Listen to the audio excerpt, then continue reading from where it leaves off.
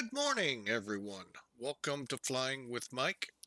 What a day it's been. I was set ready to go at 10:30, a little after, and our good friends at Laminar decide to drop 1.4 first beta on us. So we end up a half hour late. Oh well. We got it loaded. We are flying in it. However, most of what it talks about, I do not believe we'll see in this flight. Let me give you a quick rundown. If you go over, if you click into our Discord channel, let me give you the invite. It's a little early. I don't think it's scrolled through. Click in, go to, I believe it's Let's Go Flying off the top of my head, but I'm getting over there. Let's Go Flying. And right above the announcement for this, you're going to get the X-Plane announcement. So basically, here's what you can expect, at least Beta 1. New flight lessons with Austin. I might try one of those here soon. Physics-based cameras, both in and out. I really don't understand that one. I may read up on it and see what they're talking about. Updates to Barra Airport, and if memory serves, Barra is only visible low tide. You land on the beach. Salzburg, that we will probably take a look at when we wrap up here. New demo area, Austria. G1000 SARS. So I'm assuming that means rescue missions. Gateway assets new. Weather improvements and something called safe mode. So there's a link also to a blog spot where you can probably see the next, what's in it and what's maybe coming. But that's the quick rundown. So for us, most likely the weather improvements we might see towards Hanoi. Looking in that sky right now, I'm going to double check. Pardon me here. I normally don't do this. Yep, I do have it for real world. Just wanted to make sure. I flew a couple GA flights for USA. USA. Come on, Mike. What is it? Because we always kind of battled a little bit. One of the airlines I formed was USA, Virtual USA Flying Club. We both had the same ICAOs. It was a battle. Nothing, not like you think, where we're out tooth and nail. No, it was just like, come on, USA.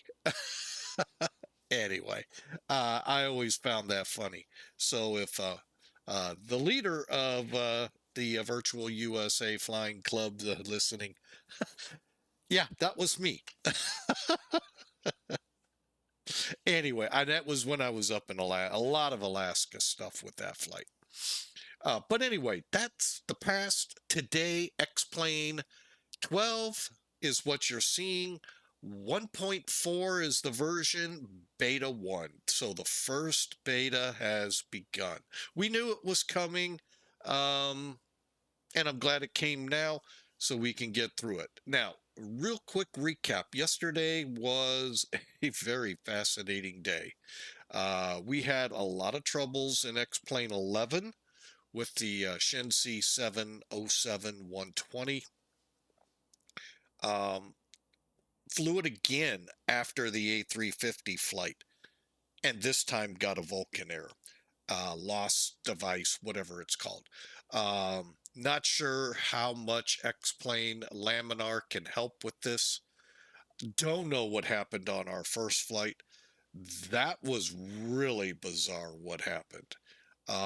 So we'll kind of play it by ear on flying over in X-Plane 11 with a couple of planes we usually fly over there. The A350 gave us a couple problems to where we couldn't broadcast on Unicom. I don't know what caused that, so hopefully that will not be a problem today.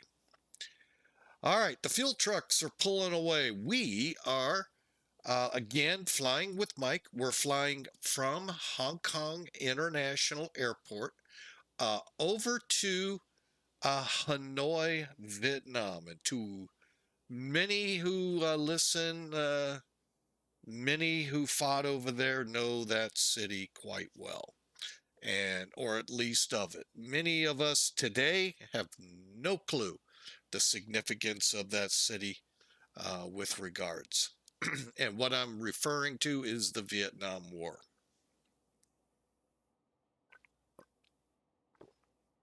So we're going to go over there. It's about a 2 hour flight from here, and the weather is kind of crummy over there. So we'll kind of see what we get.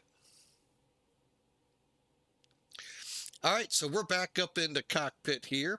Bear with me a second. I'm going to go ahead, Oop, I can do that. I'm on the wrong. Well, I could do it from here, but let's do it over here. Ground service, he says. Maybe. There we go. And we'll go auto. And what that'll do is, well, we'll just show it to you. And you can see it descending. The stabilizing feet are up, and it will back out. All right, there we go. So there's Hong Kong. I think they've done a really good job with it, and the surrounding scenery to it. Now, Grant, you're going, where's all the skyscrapers? Well, we kind of have to do something like this, probably like this, to start seeing a few of them. We've dialed back our scenery settings some to help us frame rate wise when there's weather and other traffic in the area. All right, so hey, it's a 5-year-old computer. It's really done a great job, and hope for it to do for many more years.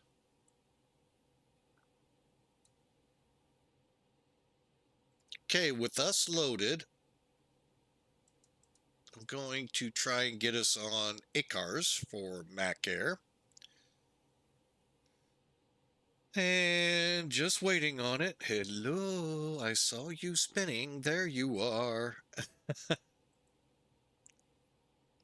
And coming up.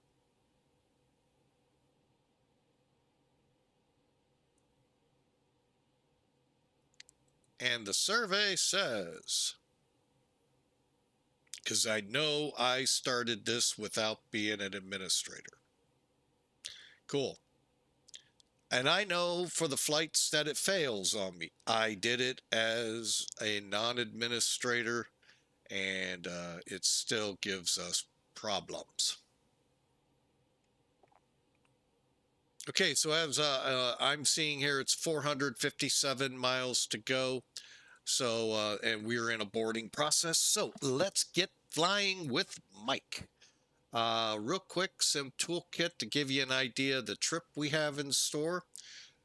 Here's what you come into. Come over here. Either click here, plan a flight, or click here, plan a flight. Either one takes you to the same screen. You can either load it from SimBrief or you can do an advanced planner. What that means is with the help of SimBrief, you can plan it right here instead of over there. Well, I've already done it over there, so we'll just load our last. Oh, excuse me there, folks. Pardon me. Man, these temperature swings are pretty rough. All right, so as you can tell, we have Hong Kong Center. Don't know for how much longer. It is really late. If the individual is from that region, it is like super late. It's like 2, 3 in the morning,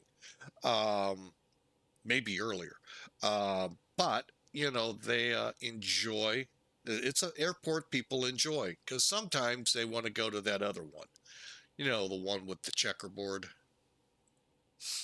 Yeah, Kansai, not Kansai, Kaitak. Although a lot like Kansai too. I kind of started to like more Osaka than um, Kansai. All right, so you can see the flight pretty much a straight line over here to Hanoi. Loadout today, we're actually got a lot of brave people uh, signed up to fly with us. 341 passengers, 75,020 pounds. And there's our routing. Now, it does not include our departure. That I'm actually not sure. I don't think I've ever flown out of here. I don't know if we're going to fly off the Betty or what we're going to do here. This one's going to be an interesting one to look up. But yeah, we do not have our departure in, but we'll go to Zool.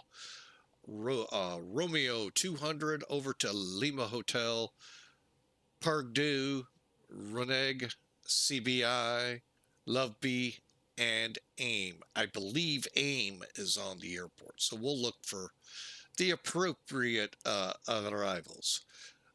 We are in meters. Oh, I forgot about that. Oh, yuck. Sorry, folks. Yeah, 1,220 meters is our initial altitude, and then we'll end up at 40,000. Did I put my paperwork over here? I have paperwork that actually helps me on this, but most likely we'll be able to set the gauge to help us too. Oh, I forgot about that.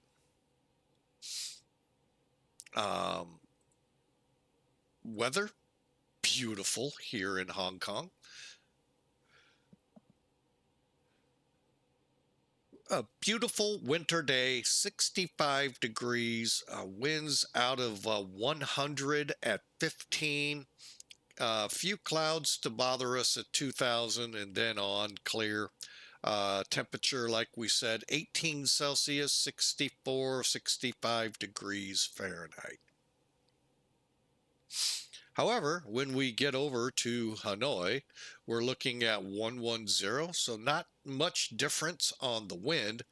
A little lighter at 7, 5,000 in the visibility meters, and drizzle and broken layer now at 3,300, so we're almost VFR there. And the temperature a balmy 70 degrees. Now remember, it is nighttime in the real world. We have set the clock so you can see the aircraft. Oh, they've pulled the ATIS off of Hong Kong, so I wonder if he's getting ready to call it. So we're going to go ahead, file a flight plan.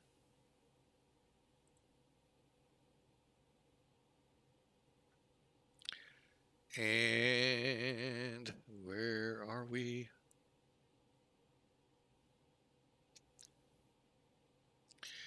Try to get out of here at 18:30. We're not certain we'll be able to meet that. We'll try our best though. And just got some extra information needed. Why it doesn't populate this stuff, I have no idea. Or gives us an ability to put it in so it will populate.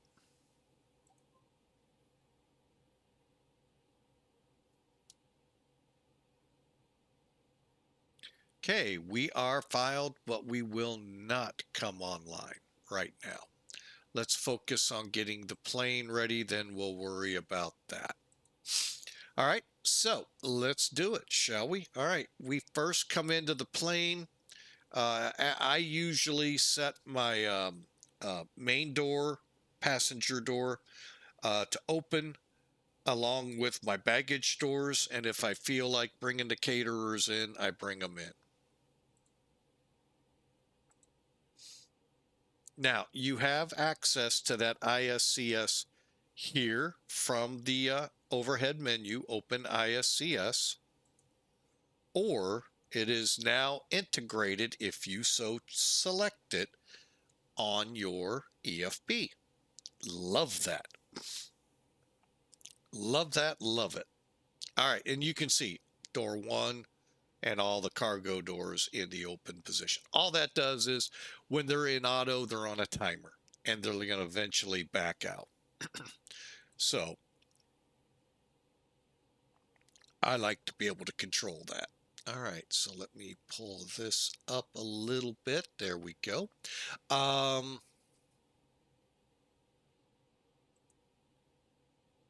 So let's get to work, shall we? All right, first thing I'll do is come in, turn off the fuel pumps, make sure we're on external power, which we are, turn my nav logo lights on and my strobes to auto, uh, emergency lights to arm, and my seatbelts, in this case called no portable electronic devices, to the on position. Okay, and that's it. And then I also do my engine and APU check, or fire warning checks, mainly as a sound check for you all. Okay, let's continue on. Bear with me a second. I'm going to drop down here. 32,540 works for me. We're going to kick the APU on.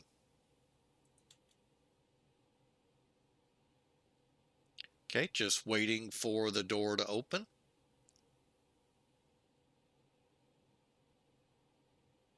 Or the flap, I should say.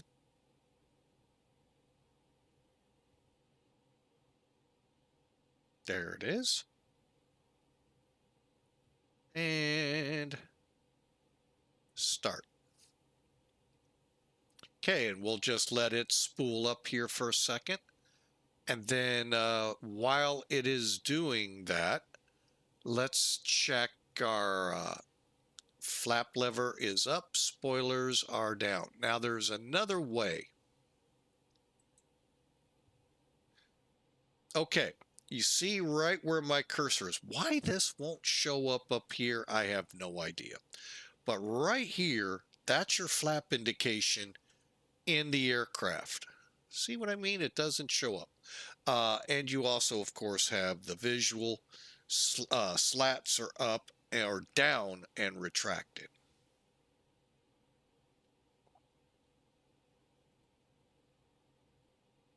Okay, so I do see we have one thing to work out here in a minute. Okay, after that, head back up. By then, we should. Okay, it looks like the APU is available.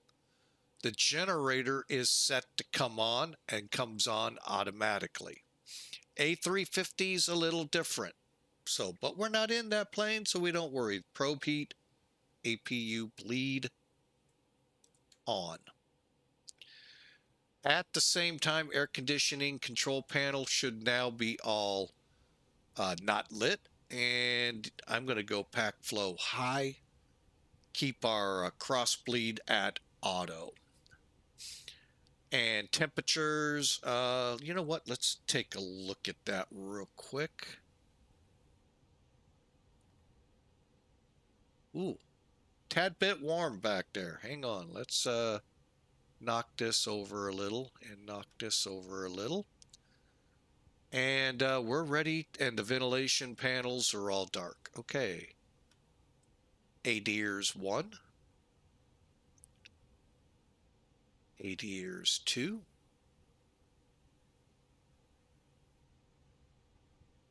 ADIRS 3.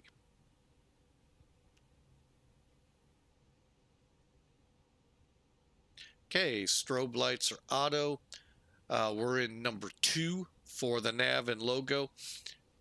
Both settings are nav logo. Some people think you get one and not the other. It's light bulbs in the wingtips. If you do your pre-flight and one of those lights is out, call up to the guy in the cockpit and say, flip over to the other system. If they come on, great. You don't have an hour wait for a mechanic.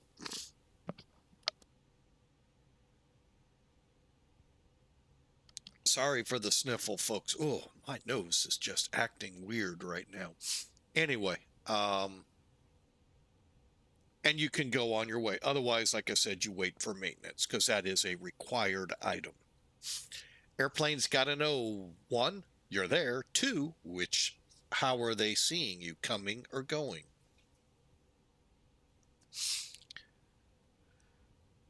All right, pressing on. No smoking light, which in this case is no portable electronic devices set to either auto or on. I hold on the seatbelt sign. I let the people get in and get ready to go. Emergency lights on the exits are set to armed. Landing elevation is up where you see cabin press. That little notch needs to be pointed straight up like 12 o'clock on a clock. Pack flow we've already got set. Fuel pumps can come back on, otherwise you may not get an engine start. Trust me, I've forgotten them many a time. Radios. All right, here we go. We need to get the radios double checked and readied. Real quick, let me bring in X-Pilot. You all can talk amongst yourself. What's wrong here?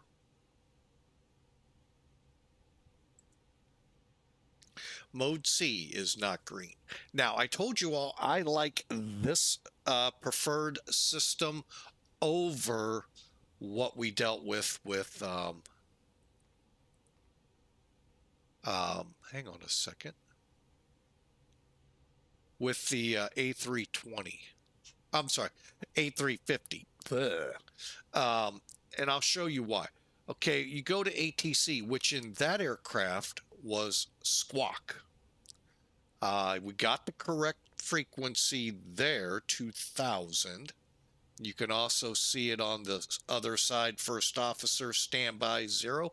But the problem is we're not in mode C. I believe it's this one. We'll turn it over. So you want to click the second left 2 line select here, or the second one down on the left, click it, moves from standby to auto. Then this is, I think, that aircraft. Oh no, we'll deal with the other. No, it's not. I thought it was.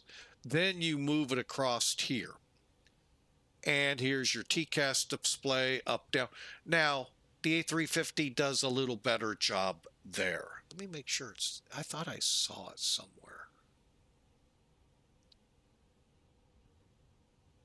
It's what you get for flying too many doggone airplanes there, Captain. Oh well. So now, how do I get back to this page? VHF. Now, if we actually had working, hey Matt, welcome aboard. Glad to see. You know, right there with what Matt Air just said, I will kudo that remark. This aircraft I do prefer over the A350. Only reason I'm learning the A350 like I'm trying to and hoping ToLiss steps in as the rumor mill keeps sounding. I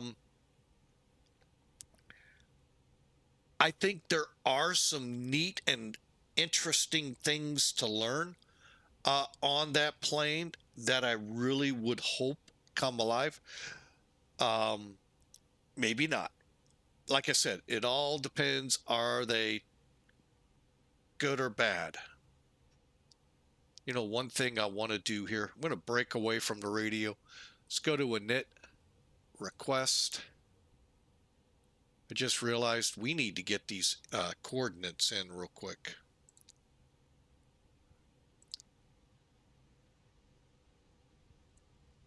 Seeing that GPS loss triggered me on that. Sorry, folks. Taxi.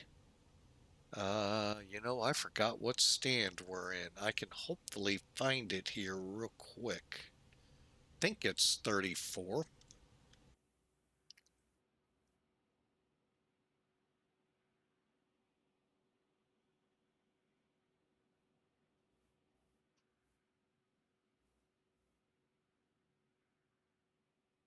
November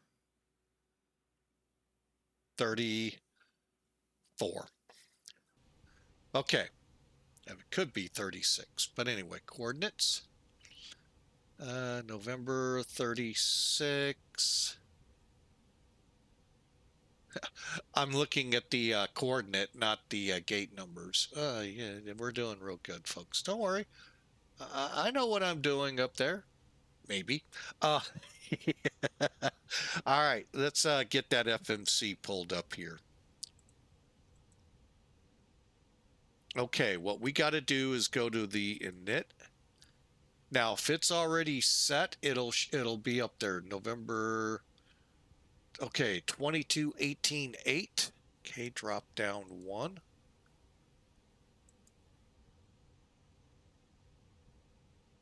It's coming alive. 15.7.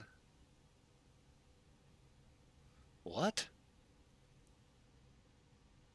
Oh, 55.7.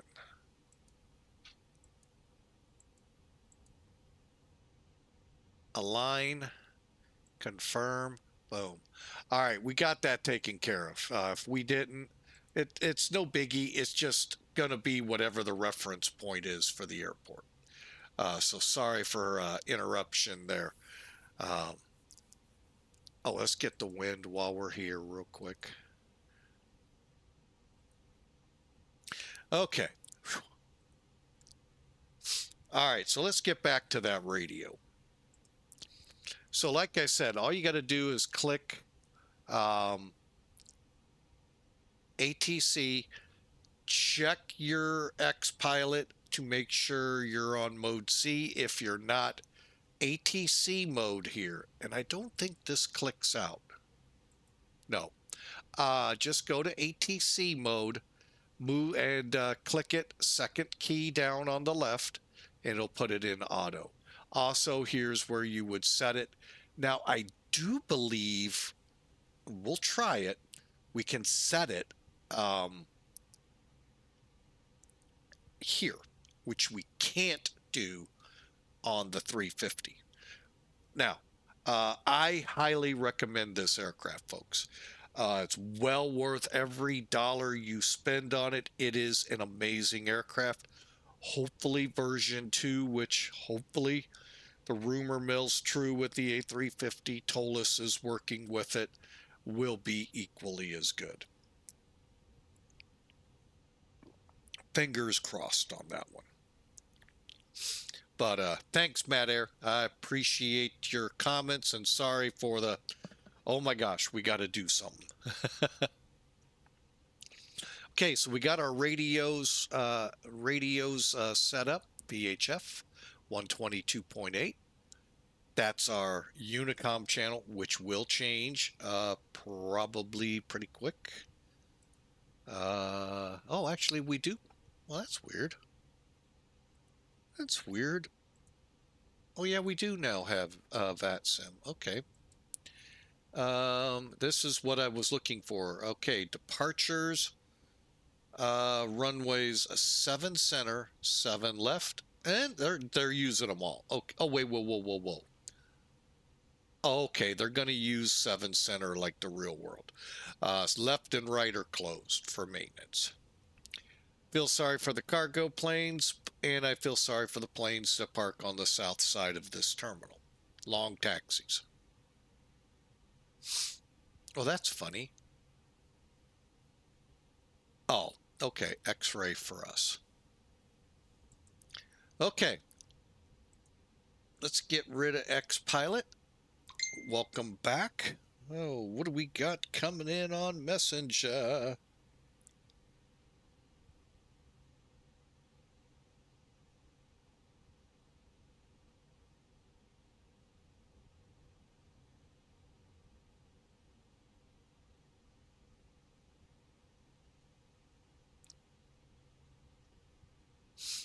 Oh, I know why my wife sent that to me. Okay, we'll talk about it. Oh, things just kind of clicked. Welcome to almost 60-year-old here, folks. I hope your day at 60 is better than mine. Anyway, All right. So welcome back from the ads, folks. If you want to get rid of the ads, smash that subscribe button.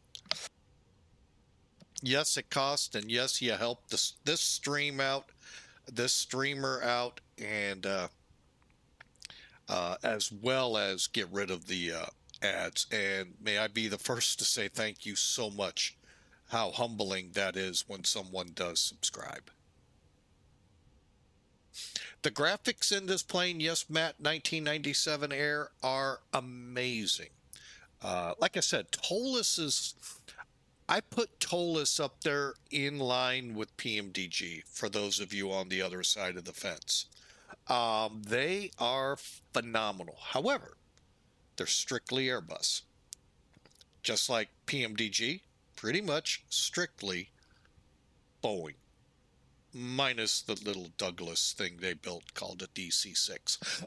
But anyway, uh, uh, really a just top-notch group. I have the A319, the A320 Neo, the A321 and 21 Neo, and this aircraft. Now, I don't have their A346, 340-600, sorry. I've actually thought about getting it, but right now in this time of unemployment, I feel very pulled one way or the other as to buying aircraft at that price. Now, we get the ToLiss A321, great aircraft. You will definitely, and I know you already know this, will enjoy it. So, but yes, the money from the subscriptions come in and it helps me to purchase things for the sim.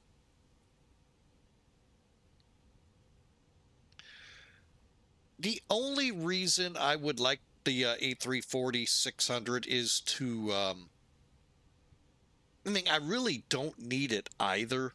I've got the 747-200.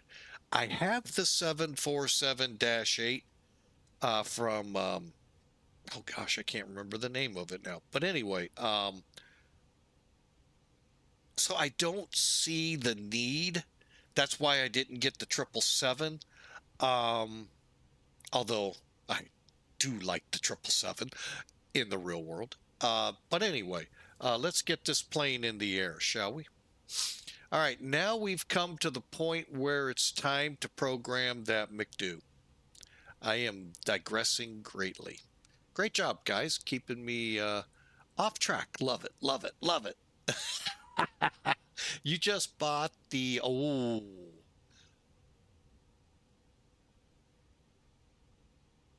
okay, so you bought the BSS 321 CFM sounds.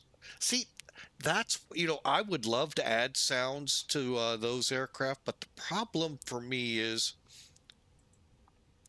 because of the virtual airlines I fly for, I fly with both engine types. So trying to figure out, is there one sound for both? But yes, I've heard, for instance, well, the aforementioned A350. Um, I put the oh, I don't remember the name of the sound pack in it. Oh my gosh, did that bring that aircraft up to a level, like you said, a whole new level. And wow. So it definitely is a wow.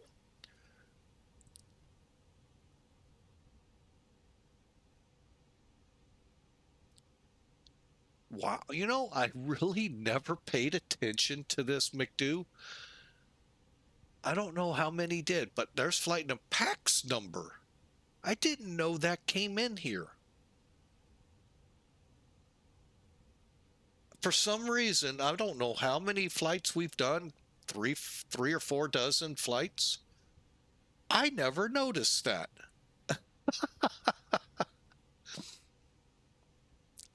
I'm just checking my cost index now because usually it's not right. It isn't. It should be 26. 34 will be okay. And I am going to put 400 for flight level. I know technically I'm off by 100 feet because we are in meters. Yeah.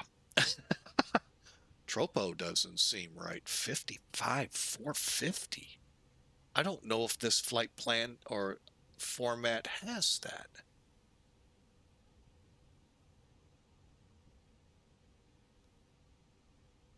I'm looking real quick, and I do mean real quick.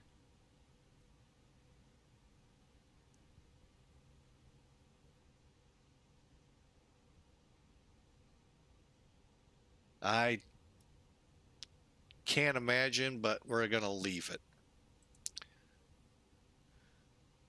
I don't know how and where to find that. So ground temperature plus 15 plus, what's it say over here? Close enough. All right, so let's get to work on this, shall we? While I'm here, I go ahead and click over to the fuel, enter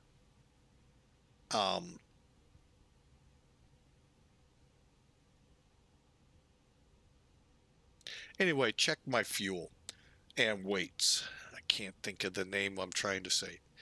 Anyway, so we go to the weight and balance. 3.6. Okay, so let's do that. 371.6 diagonal. Now it's calling 27.5. 27.5 works for me there. Good. Fuel 32.5.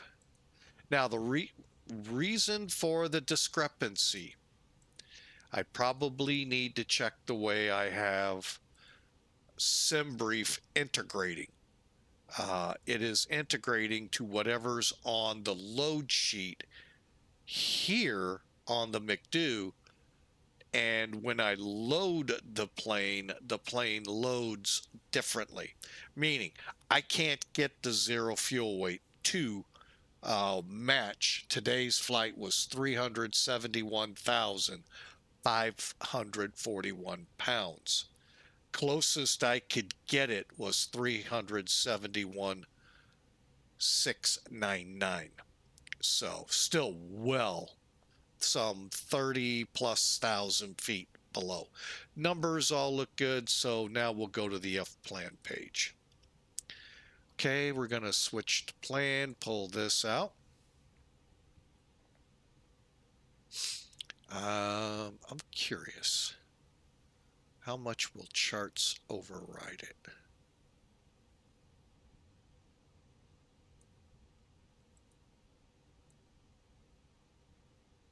Okay, pretty much right over the top. All right, here's charts. Before we start entering things, remember I told you we got to look at this departure. Don't get me wrong. Okay, get me wrong. I think we lost center. And I knew we would by the time we were ready to go. I had a feeling. But anyway, that all said, so what you would do is, yeah, and the ATIS is gone. So here's 14 minutes ago weather, 113. Again, a few clouds at 2,000. And really,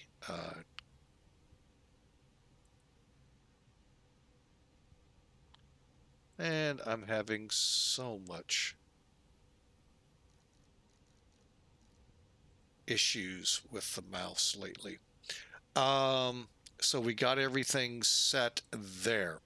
Okay, now for this departure, NavGraph charts, that's what you're seeing here, folks, really can help you here to a point. I got a feeling it's going to loop us to here. So let's take a look. That's my guess. I think I called it the Beckel. Beckel is the departure I thought we'd be on. But you know what?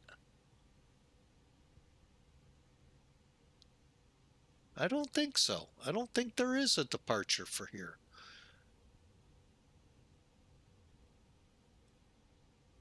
Well, let's take a look at it, because I thought the Beckel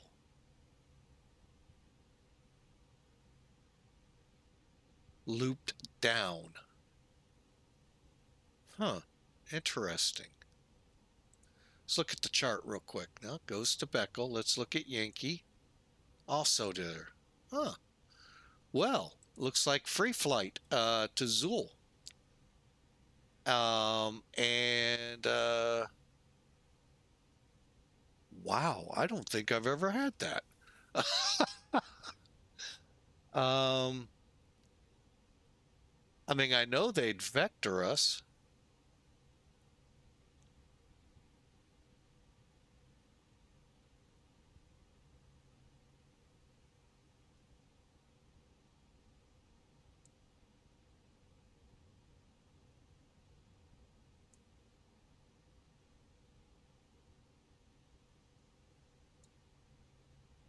That's the one I want right there. Okay, RAM, that one right there is the one I want. I'll show you why. Okay, so you can see what's going to happen. We're going to come off, cross SMT, cross Rover. By the way, if you're going over here to the airport that no longer exists, that's your initial fix for the approach. Checkerboard's right up there. Ramming, and then we're going to make our turn. So I like this one.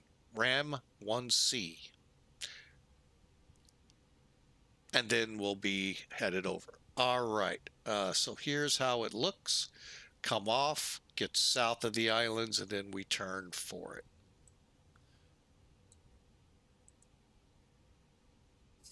Okay. So let's get rid of this and let's do our thing. Okay, so up now. This again, I think the A350 does better, but that would be the real, I mean, the real technology in here where you're clicking those different items on the init page, IRS, departure, and so forth. That makes it a little easier, but you know, this works too. Departure, runway, and again, ramen. 1 Charlie, insert.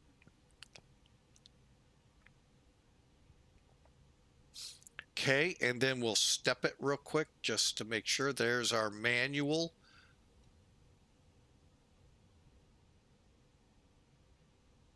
Okay, we're going to get rid of that.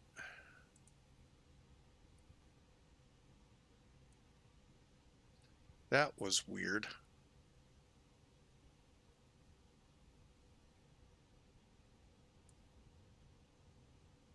And then why don't we go ahead, clear this too?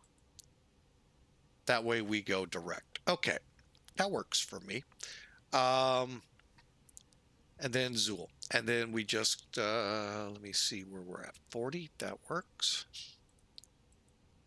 And we're just looking for any more discontinuities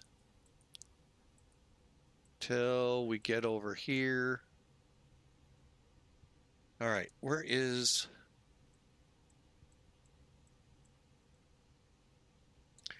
All right, now there are 79 arrivals. I have no idea which one. So we pull it up.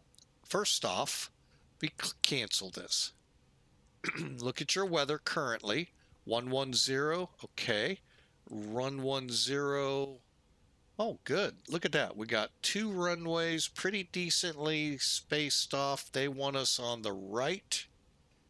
I would say it'd be better for us to be on the left.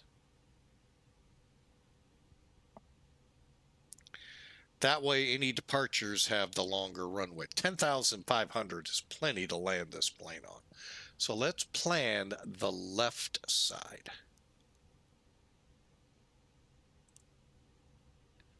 Okay, now 11 left. Now let's click arrivals available.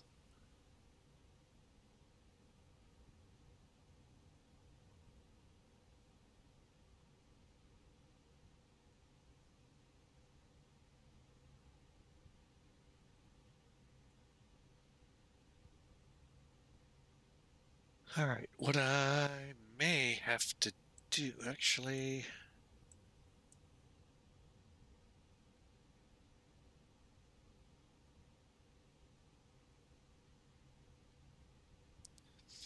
I actually, what's this red one?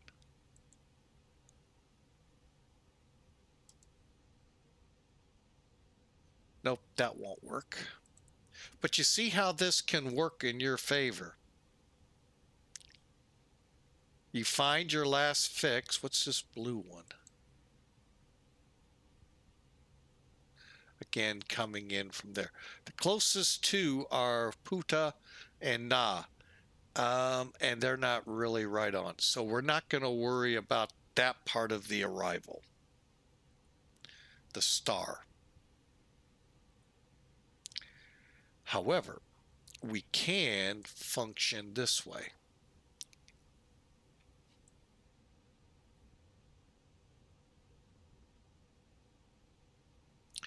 Okay, ILS Yankee. Let's see what it looks like.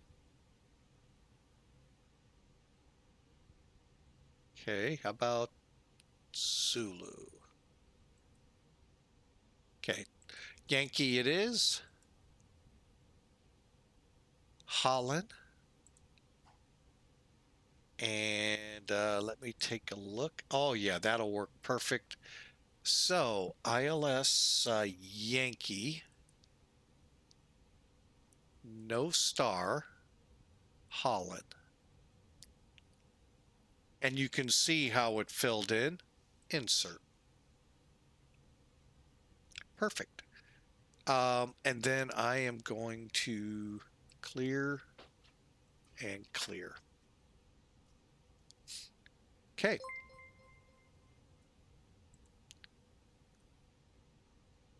What do we got here? Double F Frankie _ Sim. Thanks for the follow. We sure appreciate you. And that takes us into the airport, folks. Then the missed approach, which looks kind of bizarre. Let me take a look at that again. Where are we going?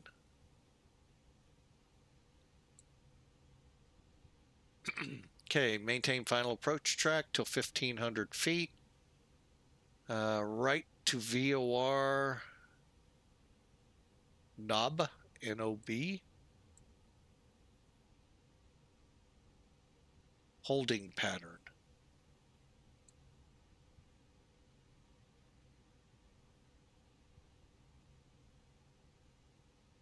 Oh, here it is. It's the dotted line right here. Took me a little bit. You're going to enter the hold here with a teardrop entry, go back into it, and then eventually bust out. Yeah. Oh, that looks brutal. That looks brutal. Wow. And you can kind of get a feel for it here, how you're, yeah. Oh, my goodness. Okay. And then worst case scenario, if we got to go to our alternate today is Van Don International. Not really sure in relation to where we're at. That will be right over here on the coast.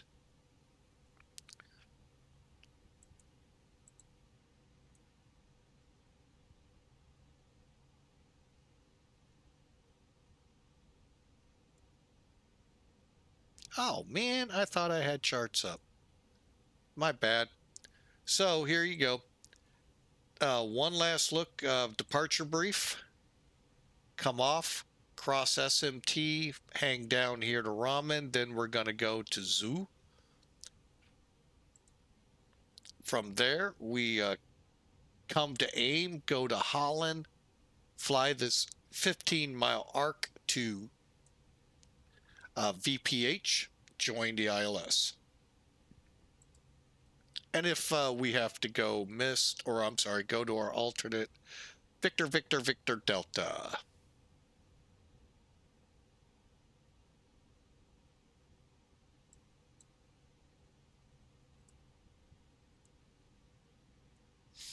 All right, sorry about that, folks. Really thought I had that all squared away. That's what I get for thinking sometimes. Well, you too there, FF Frankie. I hope you have a fantastic Friday and a safe hopefully in your area, warm, or at least you are warm if you're not in a warm area for the weekend. I know down south of here, whew, they got walloped. All right, that takes care of the flight plan. Okay, next up, RadNav. We're set to come back. Perf page. Kick this in a little bit more good gears. All right, last check of the weather here. Reset. 7 Charlie. Okay, as of 26 minutes ago, 100 at 13. That's fine. 18 degrees, 17.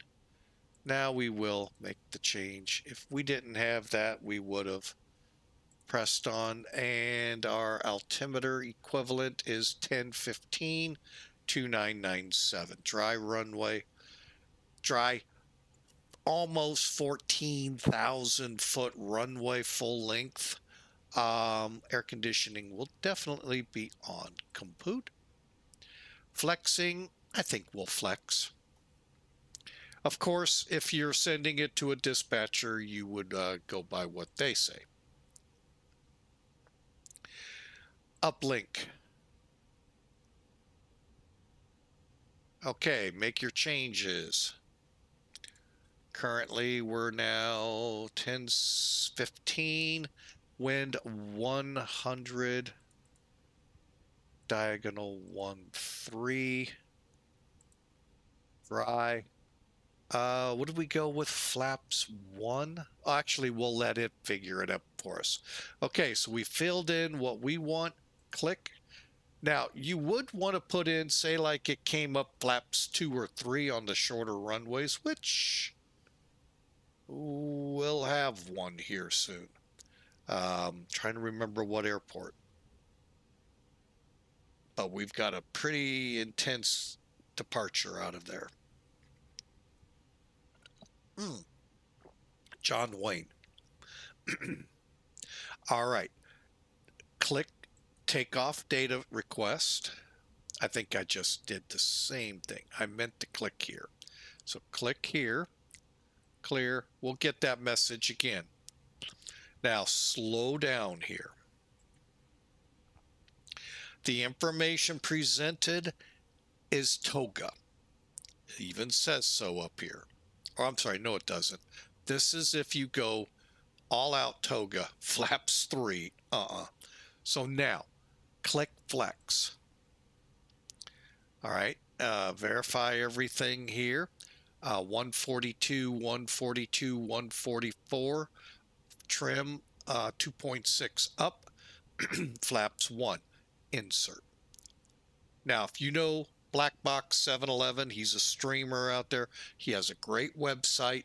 You can go there, update, most likely here at Hong Kong, this information. You may not. I have run into some that I thought he would, and he did not. Either because he's never been there or not. But if you go to that site, you'll be able to update your thrust reduction, acceleration, and engine out information. Or, like me, just leave it as is. Flex 74 transition here on the Ramen is 9,000. I'm almost positive. Yeah. Just about most of China is 9,000. Most, not all, most. But this is now where you got to be cognizant of transition levels. Because trust me, you all were with us that one flight. I switched to get myself ahead of the game. The guy said, oh, don't do that yet. Nope, nope. 3,000. Ooh, that's... and I was in an airplane that's not easy to do. You got to really stay abreast. So that was, although that's part of the fun of flying other countries. All right, so we're set to go. Takeoff set to go. And guess what? It's time to come on VATSIM. Bear with me a second. Oh, I've already done that. Where is it?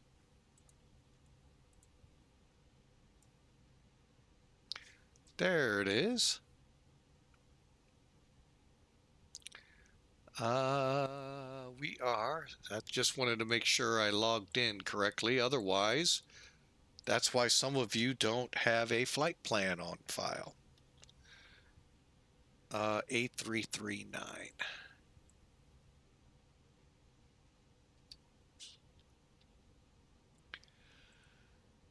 Okay, connecting.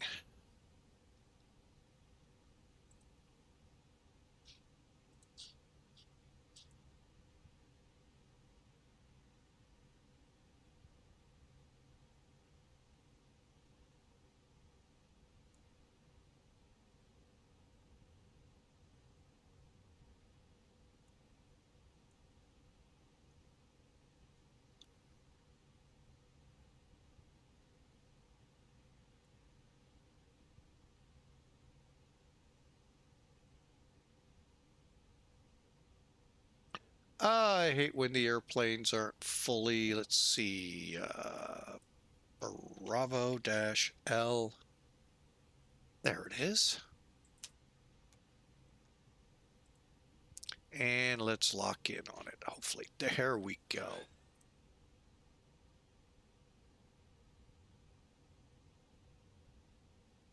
All right, and just to double check, yep, we're good to go here. And let's take a look around again real quick. Any traffic here on the ground?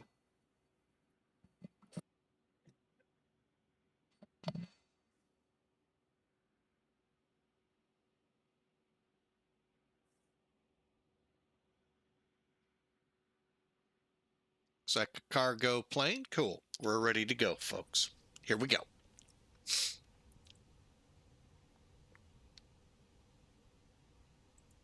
I like using this real. It's a lot quicker for me.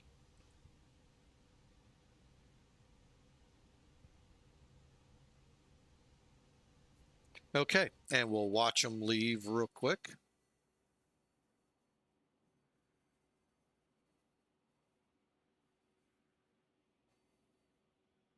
Yeah, I know. Like all AI equipment, without a driver, they drive right through everything.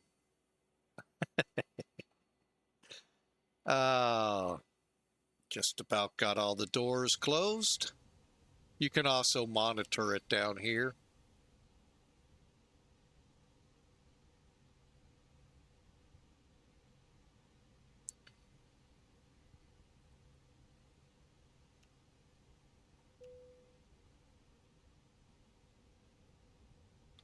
Hang on a second. That seemed kind of low.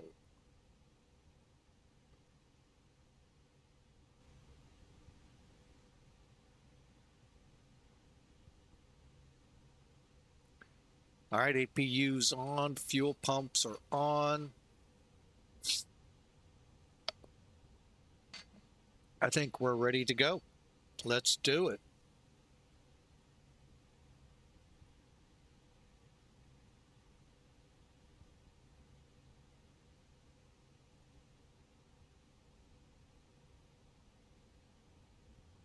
Hey, Captain, let me know where you want this thing.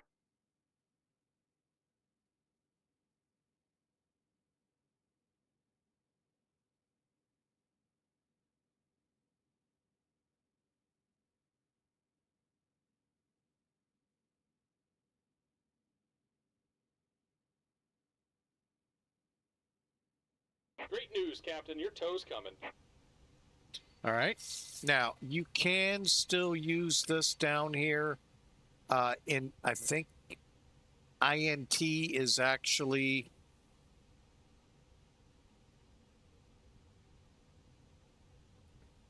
for your externals and all of that. Hang on, we're going to get up here since the EPU's on disconnect.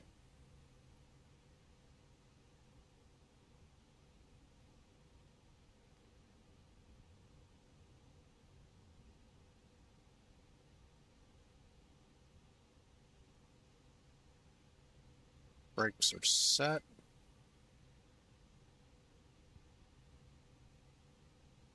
All right. Looks like the doors and hatches are closed and we're ready to connect.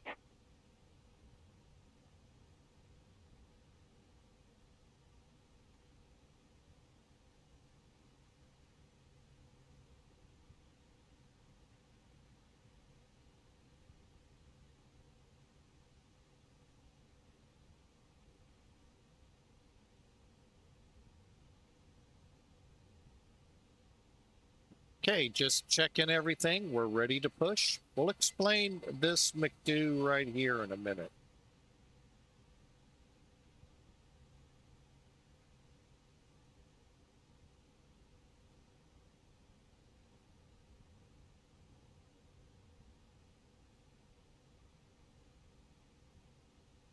Welcome aboard, Captain. Toes connected, bypass pins inserted.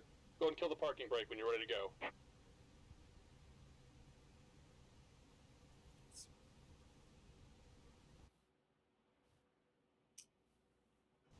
All right, door is closed, right? Yep. Here we go. Break off. Here comes the pushback. Light them up.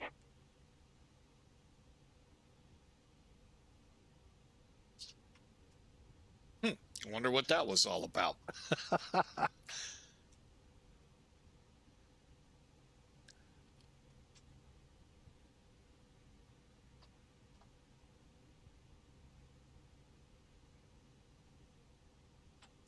All right, let's go ahead, go for start. Again, make sure the fuel pumps are on.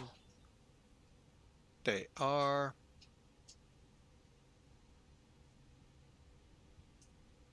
Just like any Airbus, move your mode selector to start. I'm sorry, what does it actually say?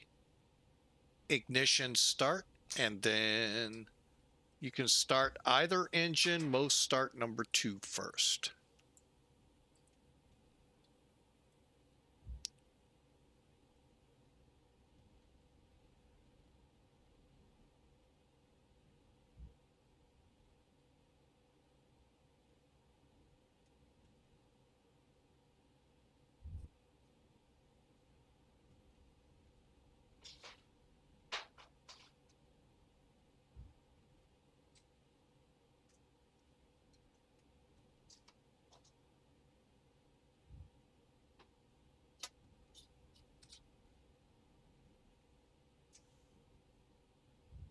Okay, and we're just waiting for available.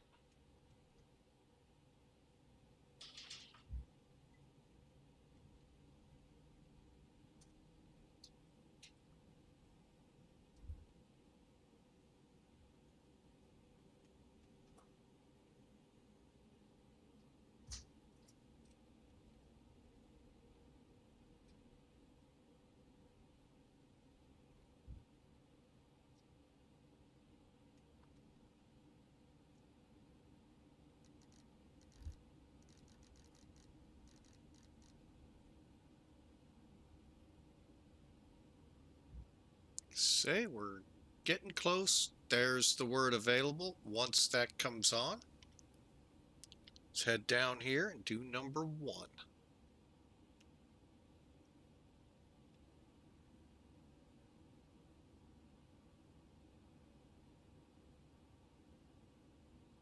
Just about done here. Go ahead and set your parking brake. And we're disconnecting the tow. Give me just a moment.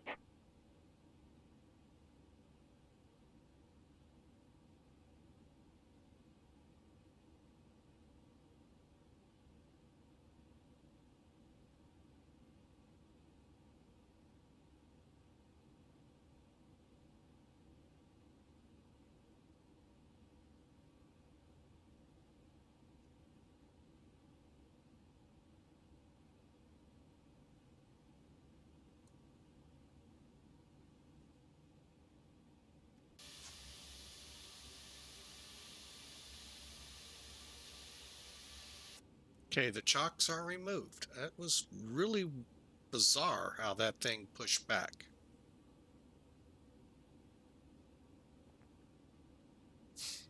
Unless, of course, that's how it is in the real world. They're And actually we're disconnected. don't feel Signal it, pin on but the maybe left. they are. Take it easy and have a safe flight.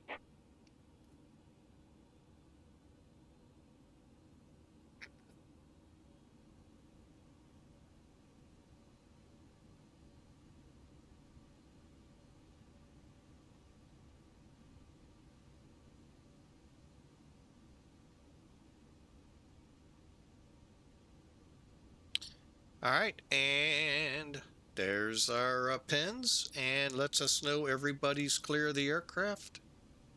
we can continue our startup. Okay, so APU, we're up and running. Let's get up top, close the APU bleed. Head down. What did we say we're going to? Flaps 1. Again, you can verify. Okay. Arm the spoiler.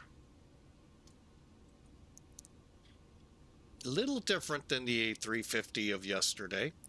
And continuing on down the list. All right, set F control here. And what you're going to be able to do is see your flight controls. Now we need to be up 2.6. It's already there. While I'm here, let's check our surfaces.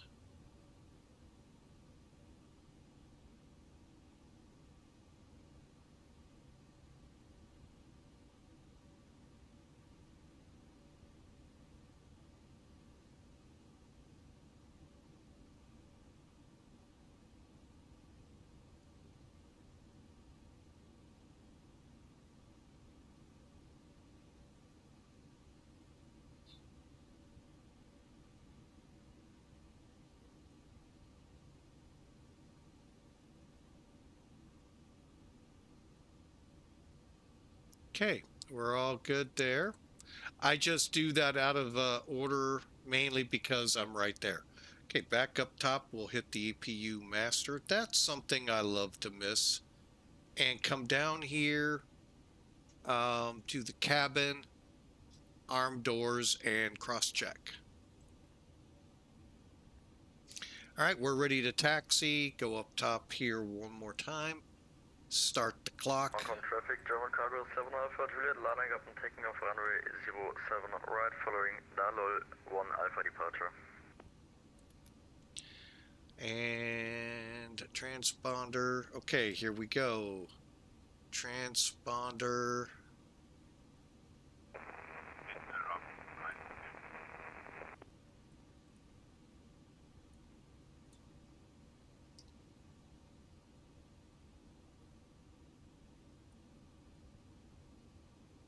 And radio check here at Hong Kong. Just had troubles yesterday. Radio 555. Awesome. Must be the Flight Factor A350. Thanks.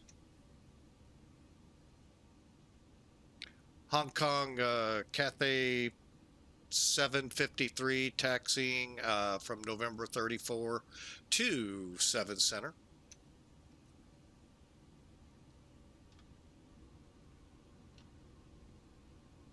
Okay, takeoff check, and here we go.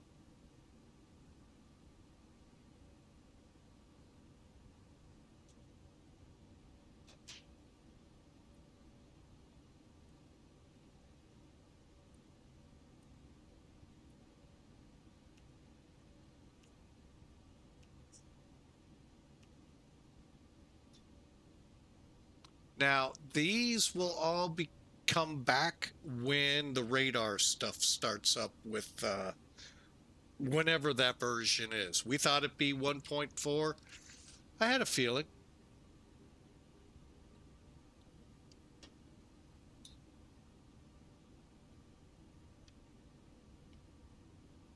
Okay, we've got terrain on that side, weather on this side. And usually you give it about a 3-minute warm up. We're at 4 minutes, so we're warmed and ready to go. All right, now that we got our TCAS system set up and running, notice they look like airplanes here.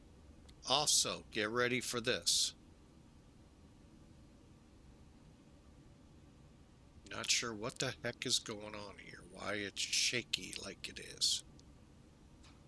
Hong Kong traffic, German cargo 7 Alpha Juliet, out of runway 07 right. There's all the aircraft right near us.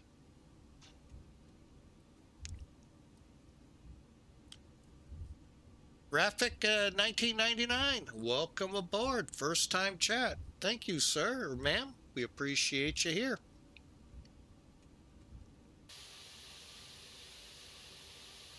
Now, some of the updates to this version of are a virtual cabin and virtual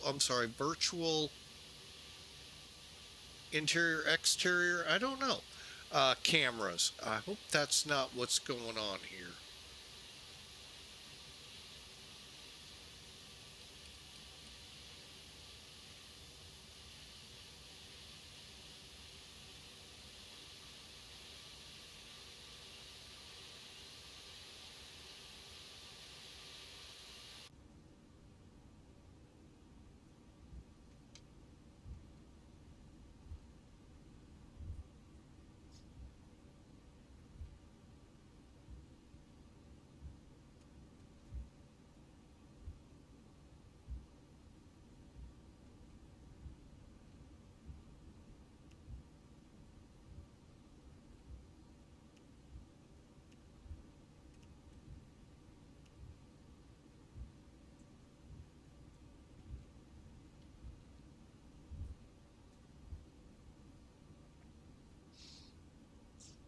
All right, and we're on Bravo. Bravo, Bravo.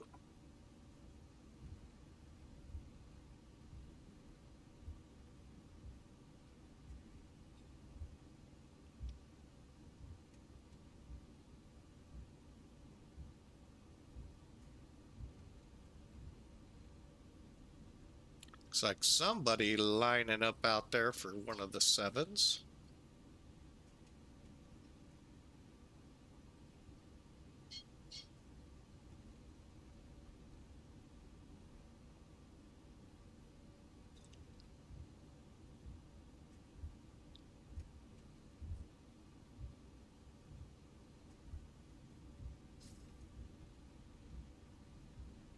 Wow.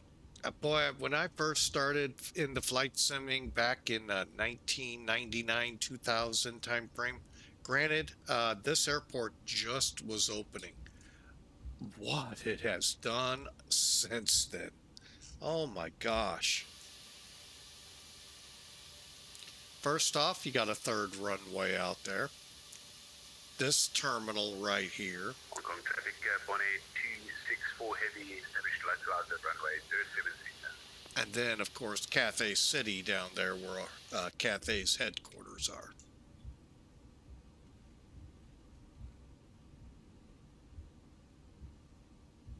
Just amazing, the transformation from nothing to, in 25 years, 3 runways and a massive airport. Much like Kansai also, but it was built completely in the bay. It's just amazing, but it's a little older too.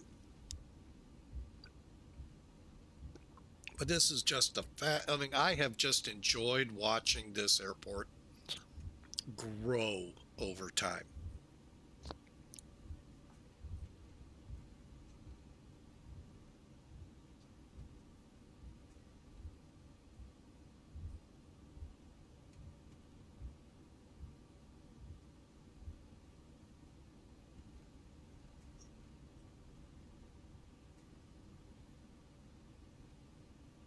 There's the traffic we're waiting on final.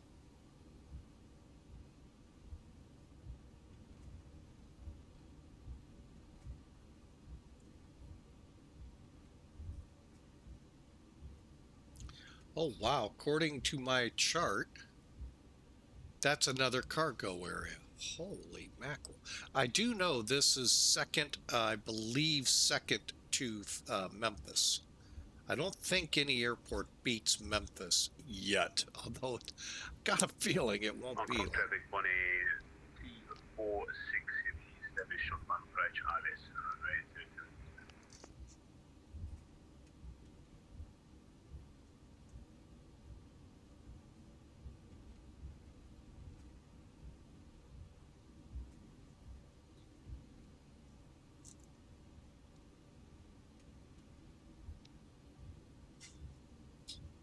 But you can see what I meant. If you park down here in cargo, South Apron, or anywhere south here, is a long taxi to center, let alone if they just use the right one or left runway. 7s are predominantly the one they use. I think I've only, nope. Did I land on the 2.5s last time? No, still came in on the 7s. They occasionally will. But predominantly the winds are for this runway.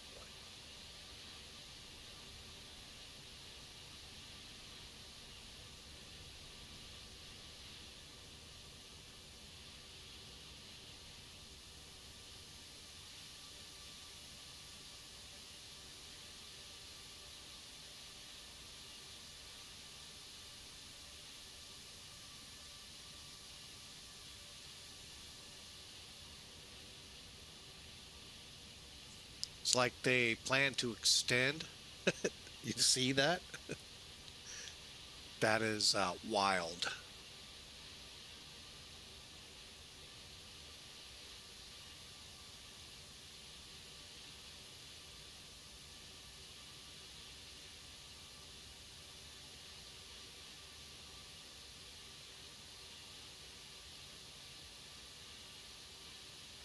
Traffic 18264 vacated runway 072, taxi to the bay. All right, let's just pull up here, stop, regroup for a second.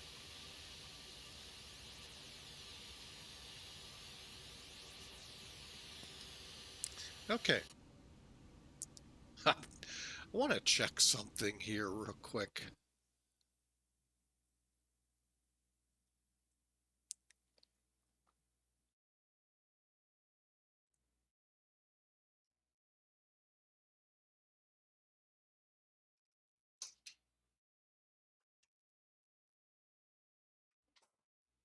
Well, I don't know.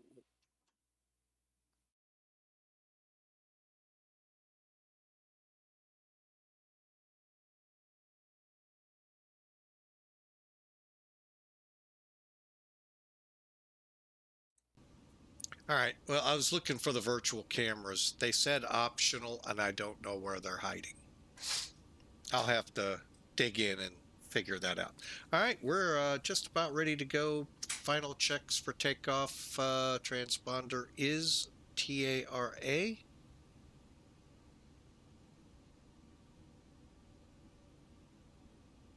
think.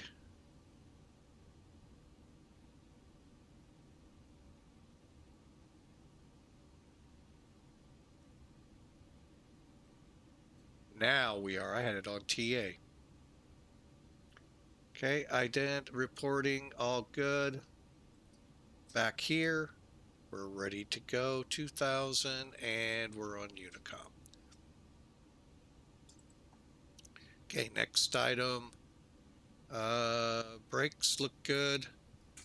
Engine mode. Let's go normal. Two in the traffic bin now. And turn off and landing lights will come on. Nose wheel lights on. Chronos on. We're ready for takeoff. And Hong Kong traffic. Cathay 743 heavy departing 7 Charlie. Ramen 1C departure.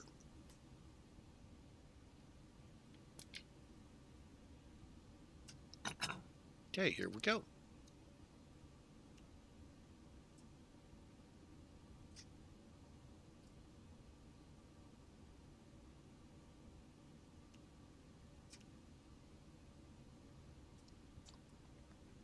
Maybe, didn't I get the parking brake? There we go.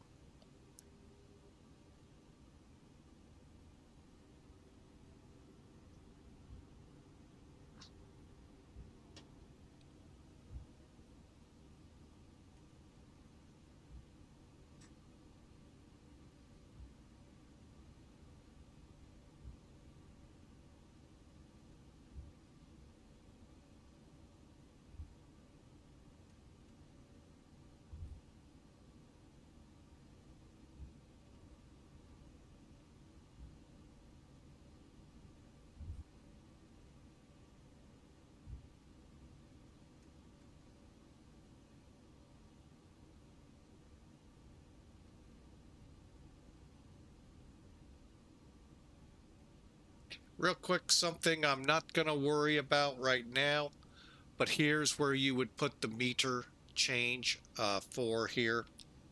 We're not going, we're going out of here.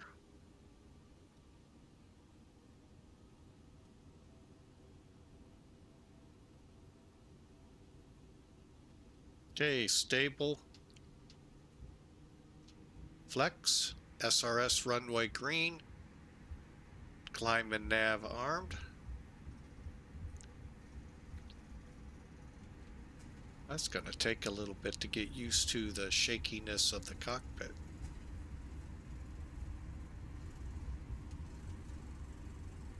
Okay, 120.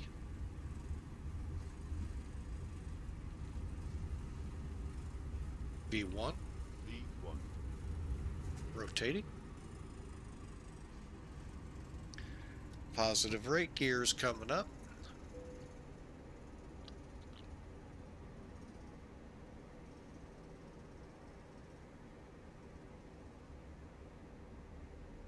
Don't like the reflections.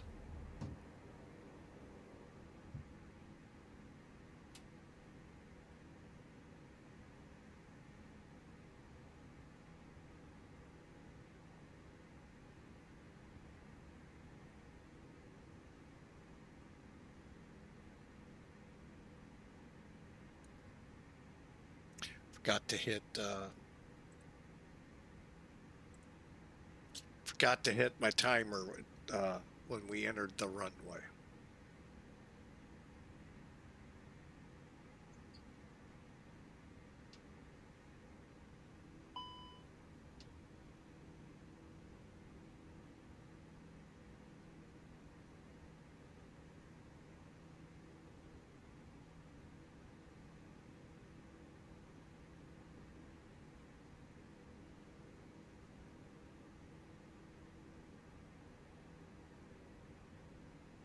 All right.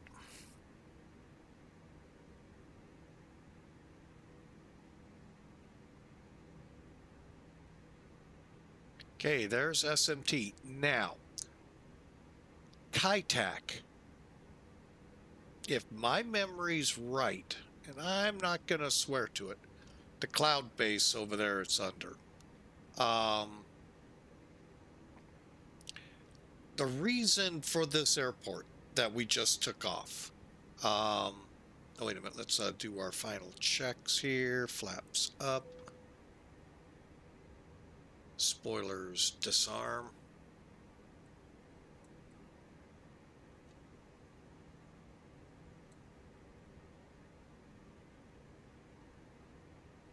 I always like to check. Check some video. KLM had an engine strike. A couple of them, actually. Engine strikes over at Cathay. It's a tricky approach, especially in weather. Charlie 11, commencing push and start for runway 07 right.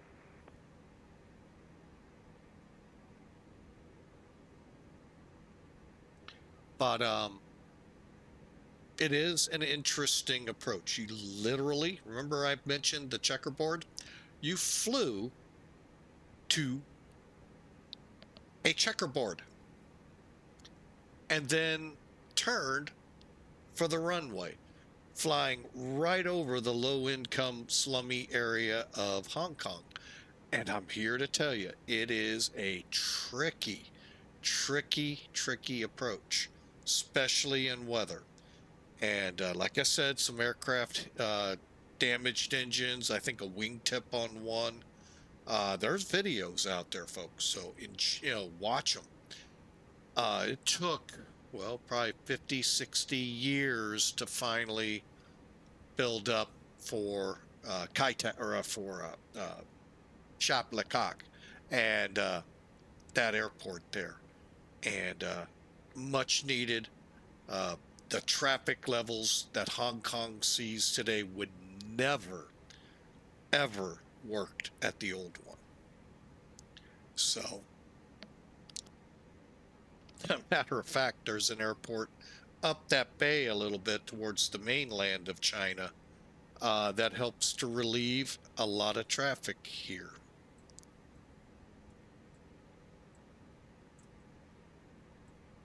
um, and it's full. So there is so much traffic here, cargo and passenger. It's unbelievable. And that's the reason for the new airport. All right, there's 10,000 feet.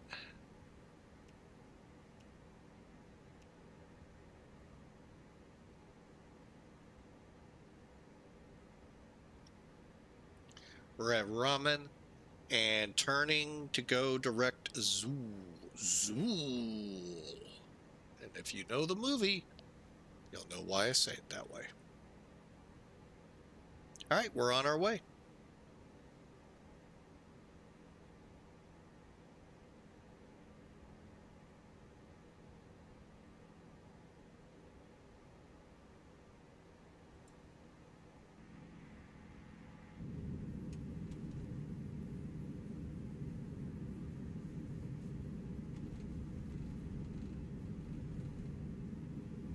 And there's the airport we departed now. Let me get my bearings here.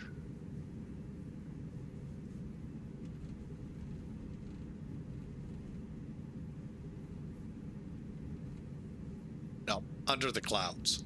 So, but basically you're flying towards that mountain the wing just covered up. And under the clouds there would have been about where Cathay was. But we're on our way to Zool. By the way, it was a great movie. But anyway, we're on our way.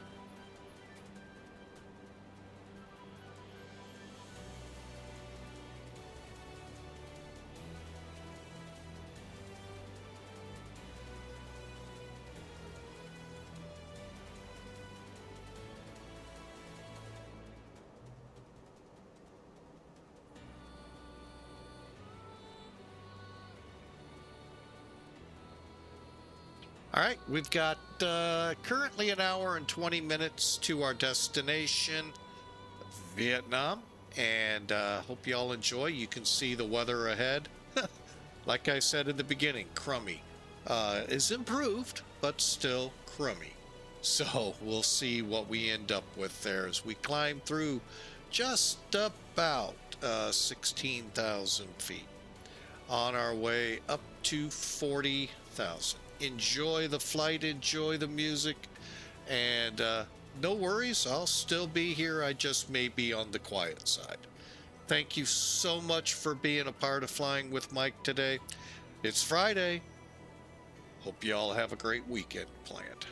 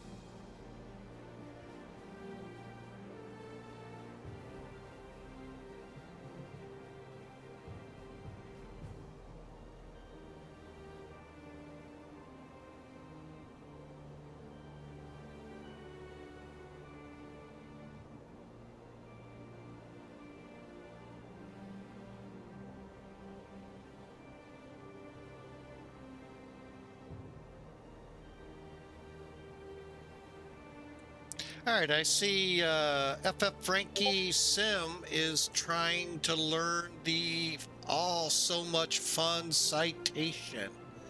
Having issues with flight planning. But the trick with putting the route in manually, if that's what you're doing, you've got to put the destination in the flight plan. So like, let's just say you're going from STL, St. Louis, STL to Kansas City. We'll just put Hallsville, HLV, and then MCI, KMCI. You got to make sure to put KMCI in the route, otherwise it won't trigger the arrival section. That took me a long time to figure out. That airplane is still so much fun to fly. We need to get one, maybe next week we'll schedule one up. So, yeah, make sure when you're putting in your fixes, the last fix is the airport code, whatever it is. And that will then help get things going. So, hope it sounds like that's helping. We'll try and get a flight in either over the weekend or next week with regard to that. I have a feeling my tomorrow just got taken for good reasons. I already had a great reason tomorrow night, watching two of my granddaughters, but we may be doing something during my day, so that'll be cool. We'll see though. But I'll try to get that citation up and going next week. Let you see it. I do have several videos on that aircraft. Check them out over at YouTube. And if you're not familiar with my YouTube channel, there it is. And there are a lot of videos over there. Matter of fact, this video will be there probably late tonight, early tomorrow.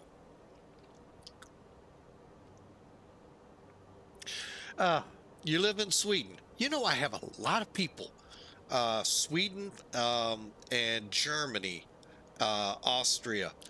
And yeah, I start my streams. I really try hard to start at, that would be 17 Zulu.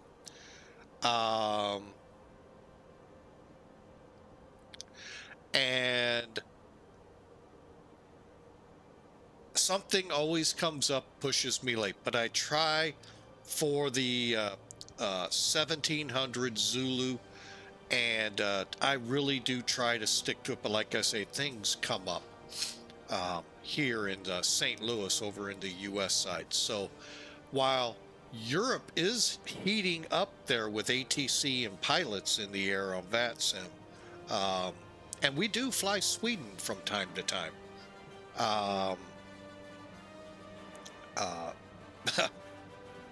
Yeah, that was, matter of fact, one of my interesting flights. Was it Baden, the name of the airport on the west coast there to the Atlantic? I can't remember. Anyway, the ground controller cleared me with to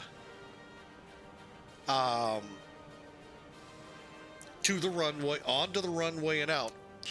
Made no mention of the aircraft, like 3 mile final that I had. Just as I crossed the line, the hold short line, I looked out just to make sure it was clear. TCAS was showing it clear too. And voila, there was that airplane. The brakes came on really hard. So thankfully nothing happened. Well, nothing, you know, it's flight sim. Nothing really is going to happen. But seriously, now when a ground controller, no matter what, if there's no other controllers they're handing me to, I look. Because that's not, you know, right for him. Because there are pilots out there that'll go around. And that's not right. If, you know, they don't need to if you're smart enough to look. So, but yeah. That was a fun. I like that airport. I need to go back up to it. So anyway, I digressed. But yeah, we have some citation videos out there for you. And I think we'll fire one up next week just to have some fun. It's a fun plane to fly. So I enjoy it.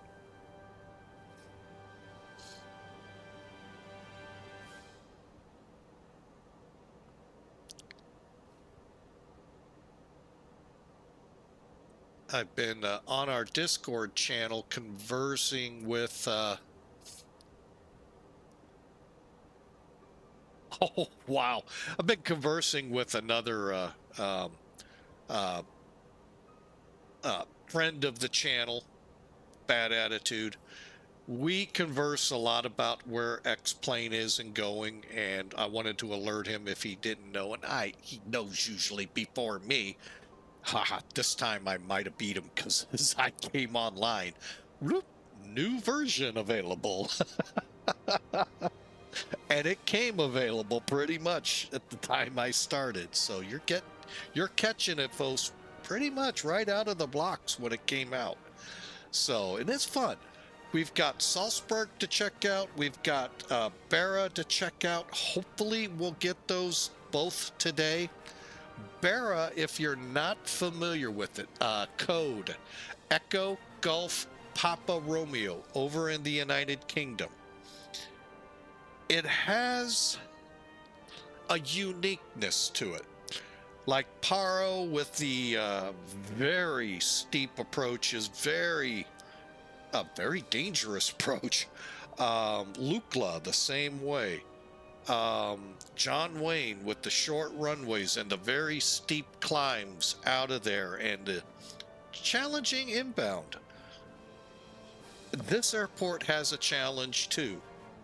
Do you beat the tide or not? The tide of the seas. Oh, hang on a second, folks.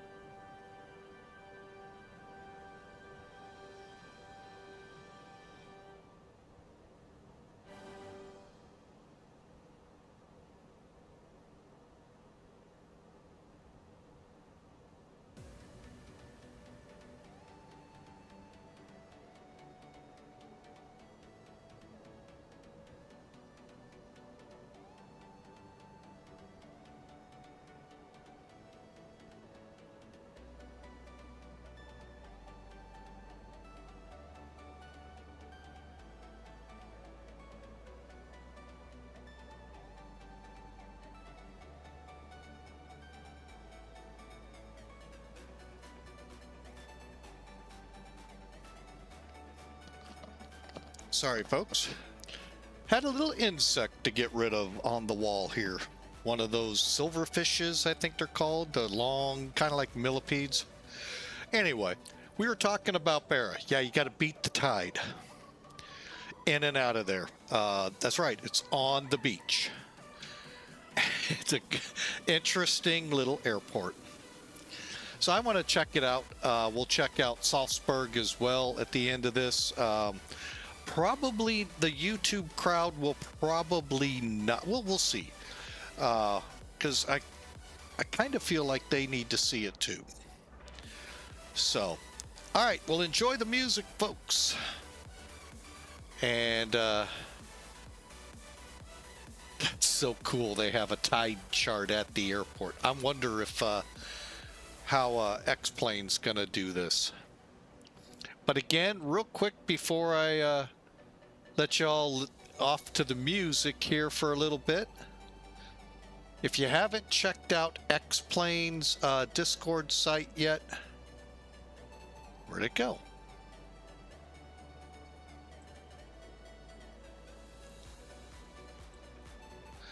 There it is. Now I lost it again. There we go. The improved, boy, they have a long list of fixes and enhancements. I'm just going to read. They probably don't. Where is? I know where it's at.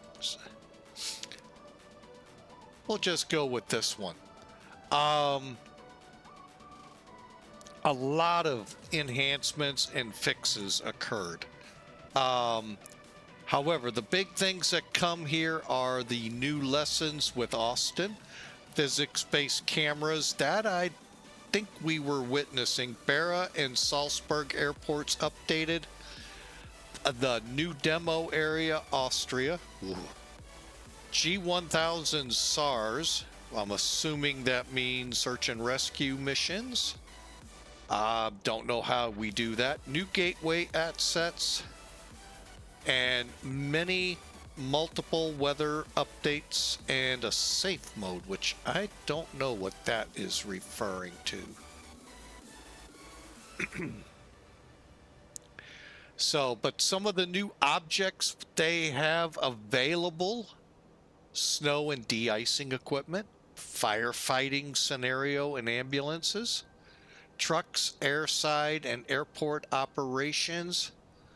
So a new release for the gateway airports, 1,400, almost 1,500 airports. Added a new safe mode. Here it is.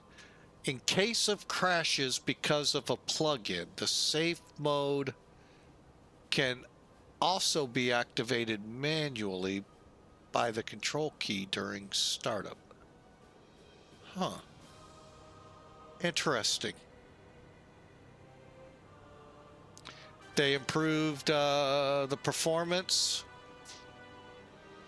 climb and idle performances, new manual, how to operate the F-14.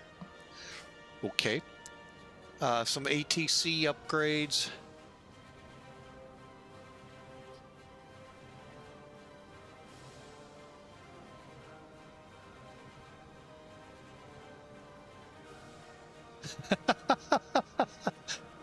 Continuing with 1.2, they've added some jet blast signs to Princess Juliana.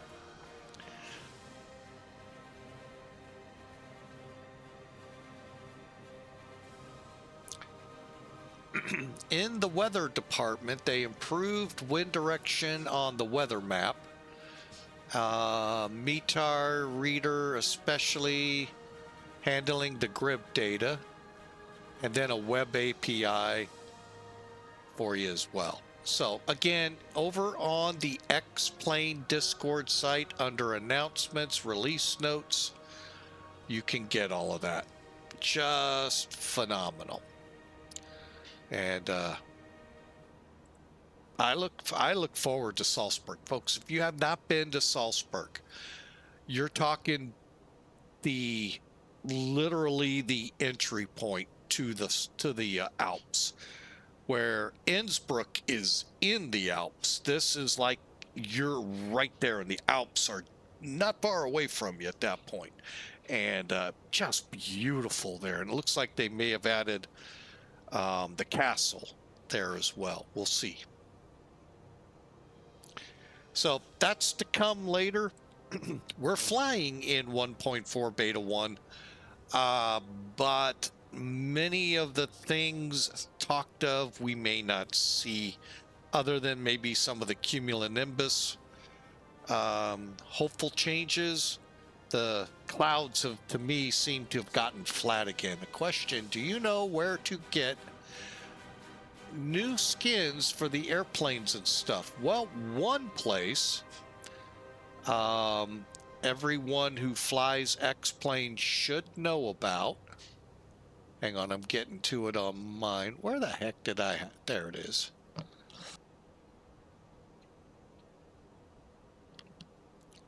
Is the xplane.org.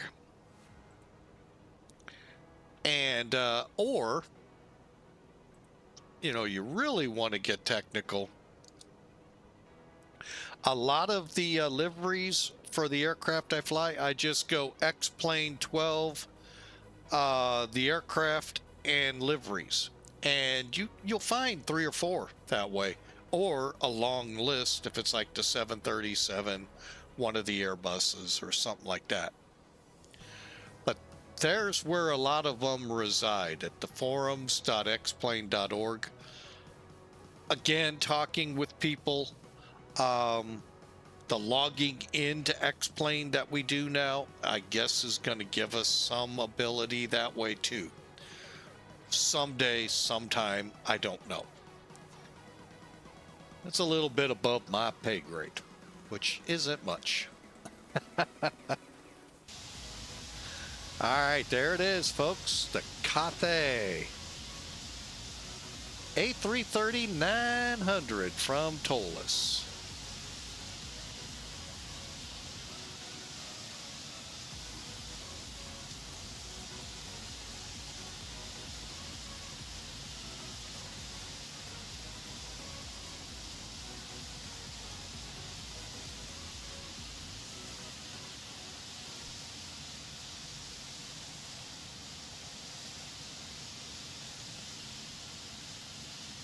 Just scooting down the main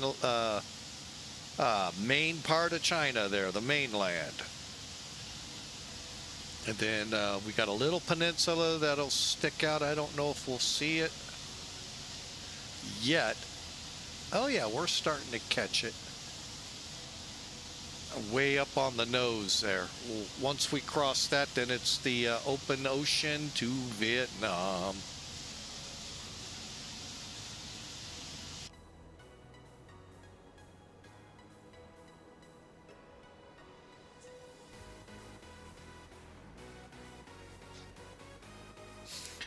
All right, enjoy the music. We'll be sitting here able to answer questions. Bring it in via the chat room or talk amongst yourself in the chat room. Just keep it realizing the audience you may be talking with.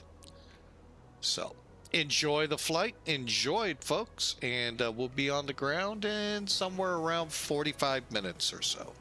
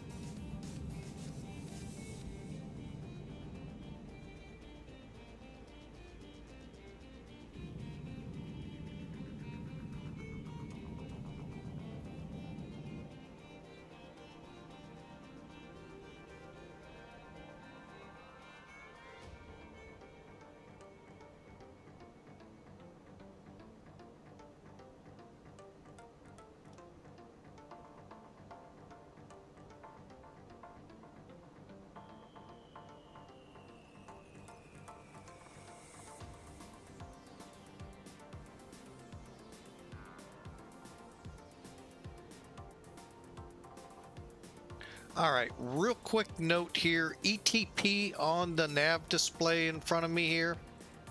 Blow it up a little bit so I can actually use the cursor. That is your equal time point. So when we cross that, it is the same distance back, or time back to Hong Kong, as it is to continue on to Hanoi in Vietnam. So that's just a point the pilots use to determine, okay, so we have this issue. Would it be better to go back or better to continue on? Well, at that point, you're at about the equal point. It might as well continue on if services are what you need there. You may want to turn back. It all depends. That and what that little guy there in that little office thousands of miles away from you goes, no, you need to bring it back to the home airport. And then you got to follow your dispatcher or maintenance guy, whoever it is you were talking to.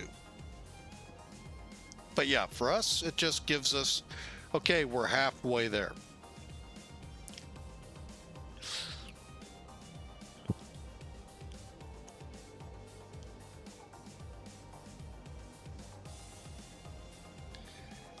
All right, we're on our way. Where's 631 going?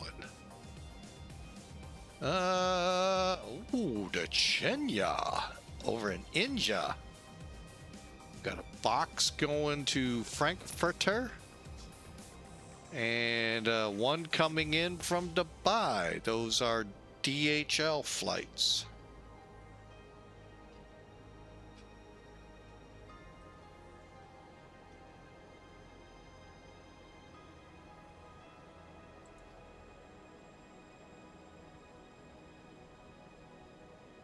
All right, I'll quiet myself up and hope you all enjoy as we continue on.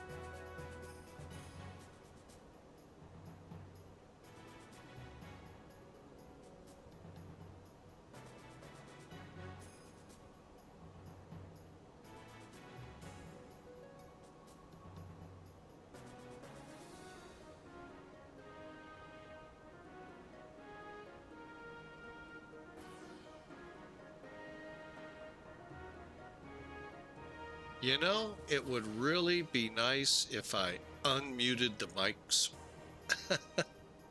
Anyway, what we were talking about basically is how we're getting here and how this instrument here, NavGraph Charts, is a really good tool in your arsenal.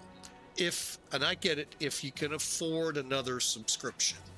But it gives you what VATSIM wants up where you operate under up-to-date charts. So think about it. Anyway, on this, real quick, I'll go back over it.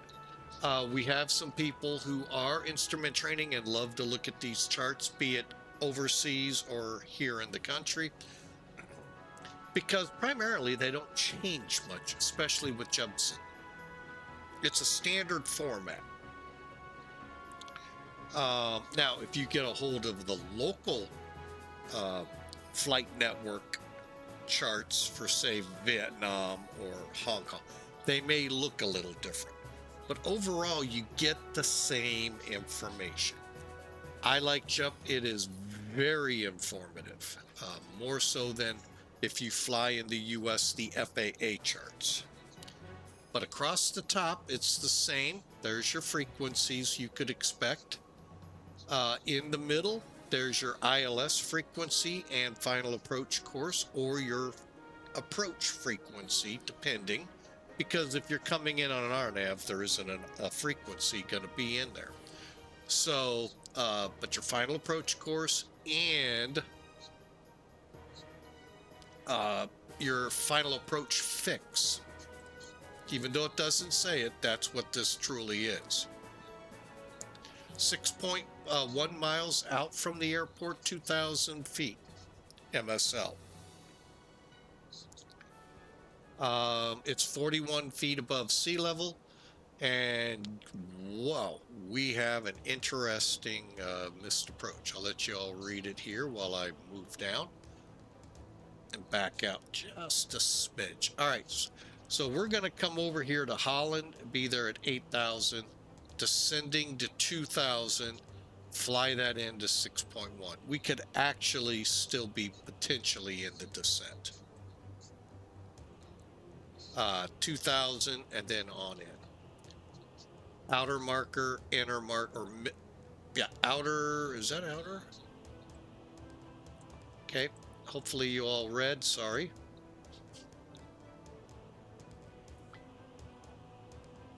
Now, one thing I wish US charts would get that they do here is if the glide slopes out, they put these altitude marks. 2000s gives you, you know, to get yourself in that right groove coming down.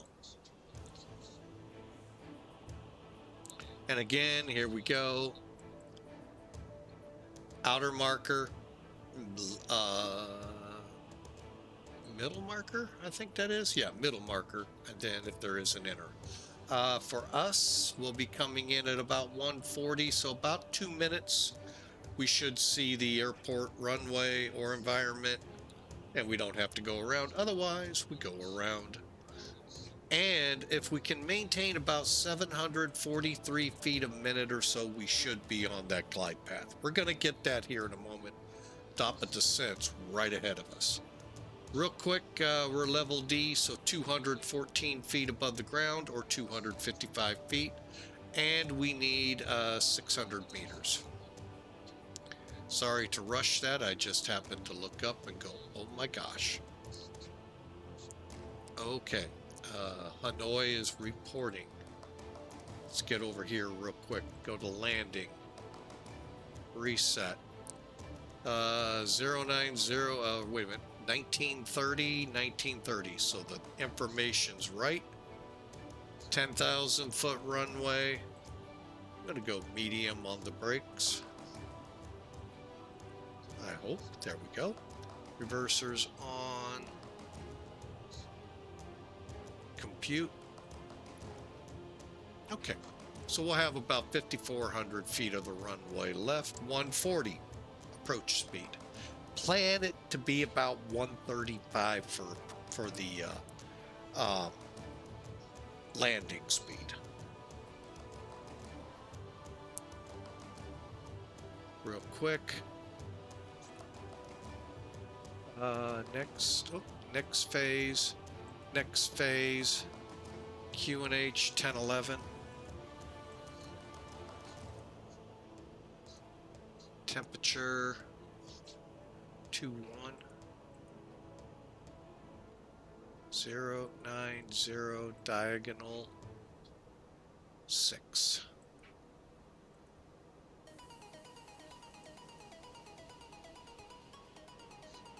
All right, so we're set.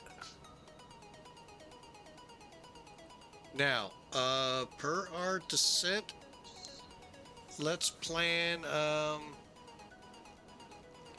8,000 by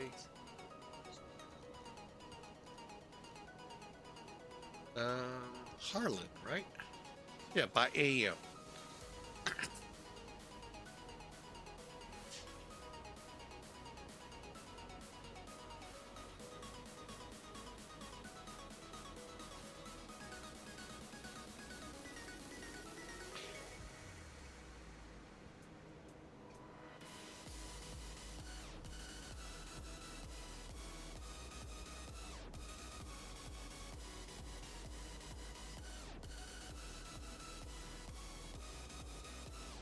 There we got the dot. It's right now for me a pain in the butt to get this to work right.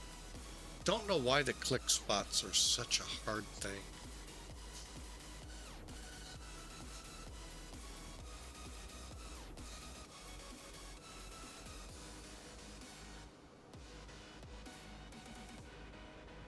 We are descending.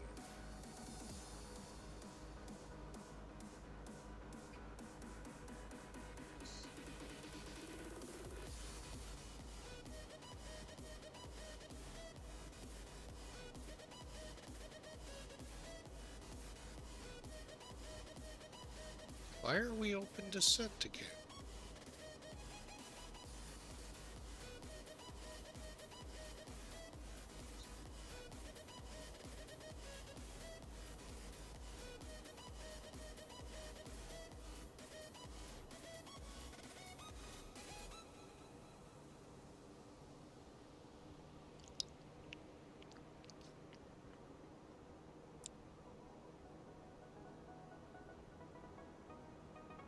All right, Vietnam. Like I said, many who are listening today may not know a lot about where we're headed in. I don't know a whole lot, but I do know the significance. We're going into Hanoi. That was a major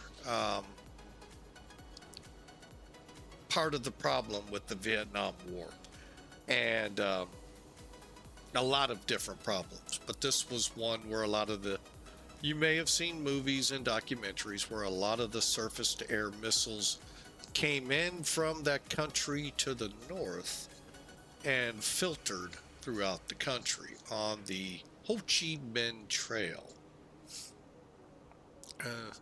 And there's a whole lot of, but there are people I do know that do, and I'm not being disrespectful by going in here. It's today a thriving community or thriving city with airline service here, and what the heck is it called? Tanzanite to the south, which was where Saigon was. And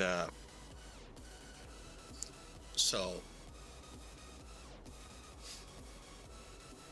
I think today Saigon is called Ho Chi Minh City. So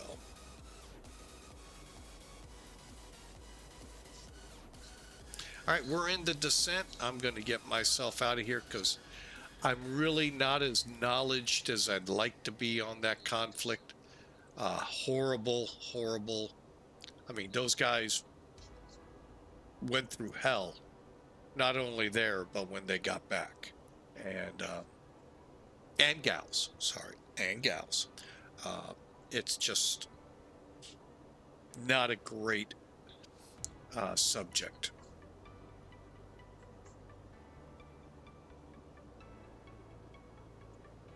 All right, so landing elevation is auto.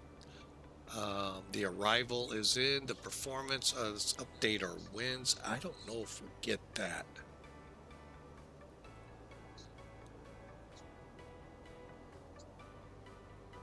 But we can always give it a try.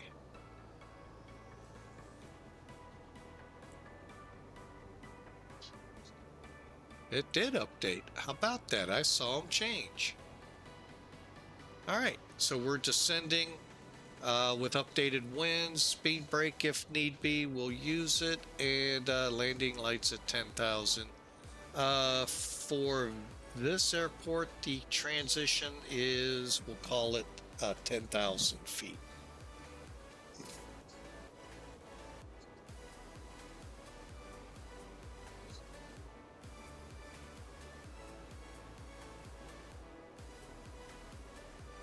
But again, hope your Friday is going well. Hope you've got a great weekend ahead of you, and enjoy. Hopefully it'll be a little warmer, less snowy in some areas. Although a lot of people are enjoying it and also hating it at the same time, because they don't get to see this much very often. And I'm talking about the South, like New Orleans, 10 inches. Not unheard of, but it is one of those things that doesn't happen but maybe once every 5-10 years. And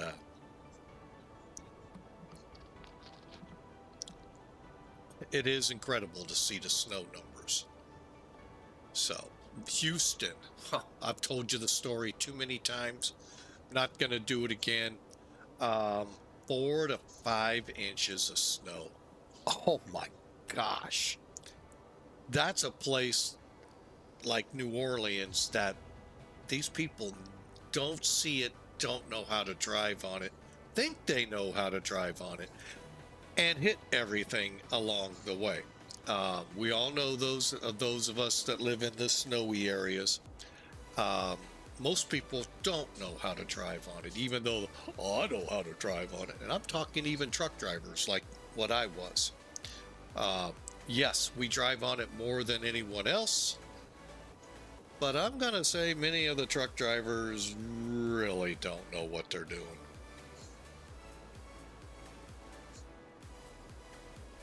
So,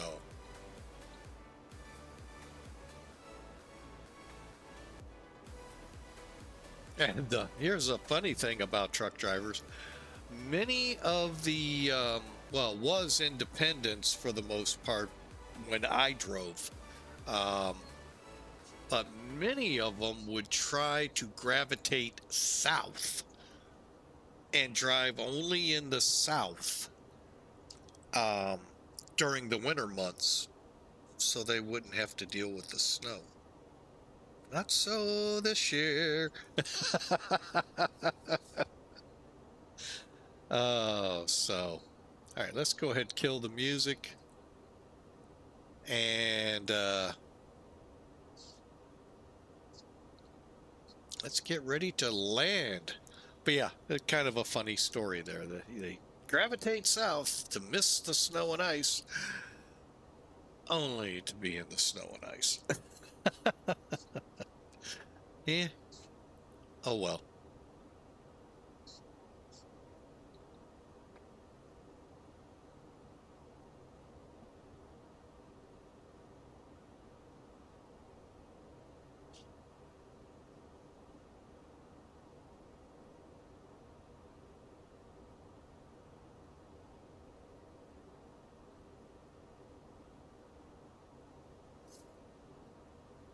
I'm still trying to figure, hey, Matt,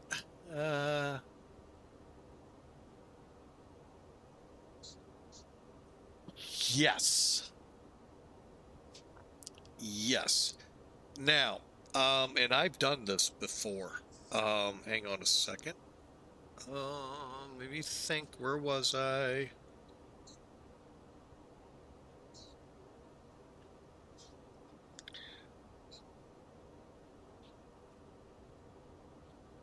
There is, oh, PEGDU. That's where it is. Okay, if you click here, I'm sorry, wrong one. I'm sorry, down on the radios, click your cabin. 1, 2. Here's your light mode. Now you could roll this back. I have yet to really see it work until you get to 0, and then they are off. But most of the time, there's still about a 10% amount of light in there, mainly so people could see where they needed to go. But if you click cab on the other Airbuses, this one, cab, and go to page 3, you'll have hopefully a better result. Hope that helped. I will say this about Airbus and about the A330 in particular. The Airbus 320s and 321s. Hang on, let me see before I complain. I'm glad I did. These two levers do the same, two knobs. They turn, and this one over here, oh, there, yeah, they'll turn lighting down here in the cockpit.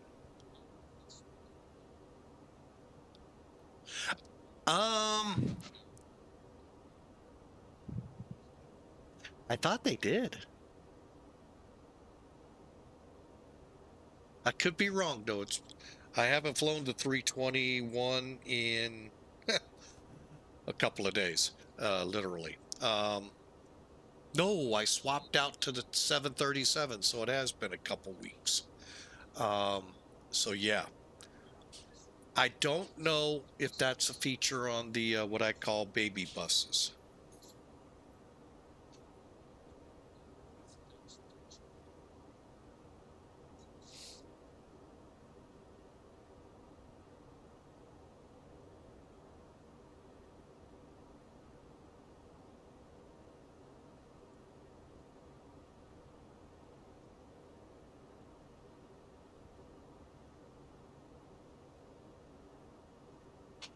Whoops.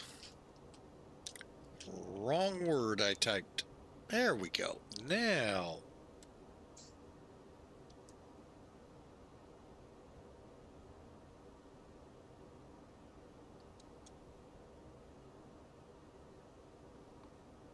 All right, get your predictions in if you're that kind, if you like doing that. It's just a gentlemanly thing here. We don't have any awarding prizes or anything. But you know, take a stab and see if you come close to my landing rate. Even I don't know how bad it's coming, how good it's going to be.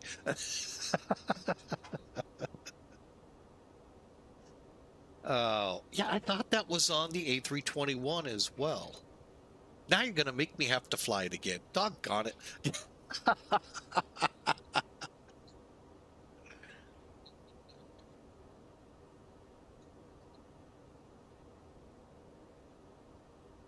Actually, you know, I enjoy these short routes and moderate routes. I mean, we've done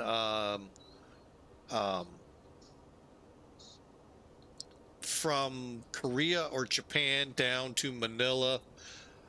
We've done some Europe flights that were about 2 or 3 hours in length.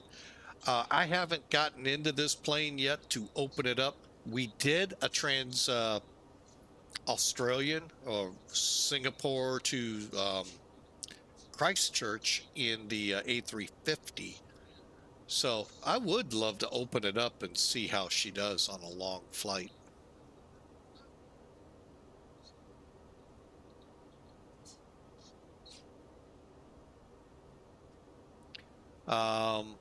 And don't, well, you may not have the A319. The A319 should have some legs.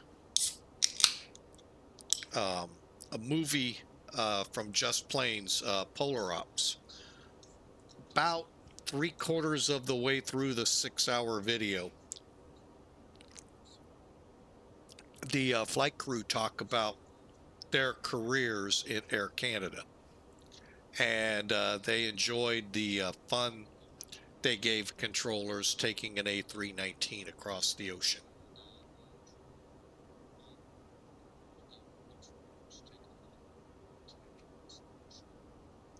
I will have to get in there and I could be wrong, but I thought they were on there.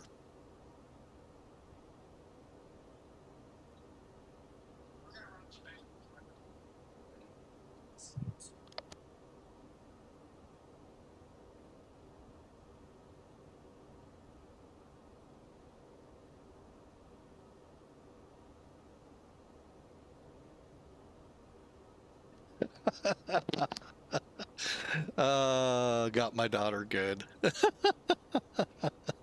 Says, I'm running to the bank. You remember that $200 you owe me, right? She actually doesn't. It was good. Boy, she left the house quick.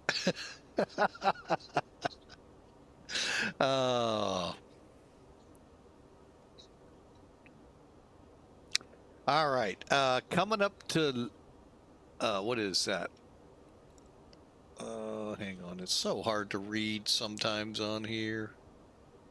LOVBI. Then we turn for Alpha Mike and for the approach into Hanoi. Hope you've enjoyed. Hope you get your predictions in. You got about 10 minutes to go, so enjoy. Should be on the ground here in about 8 to 10 minutes.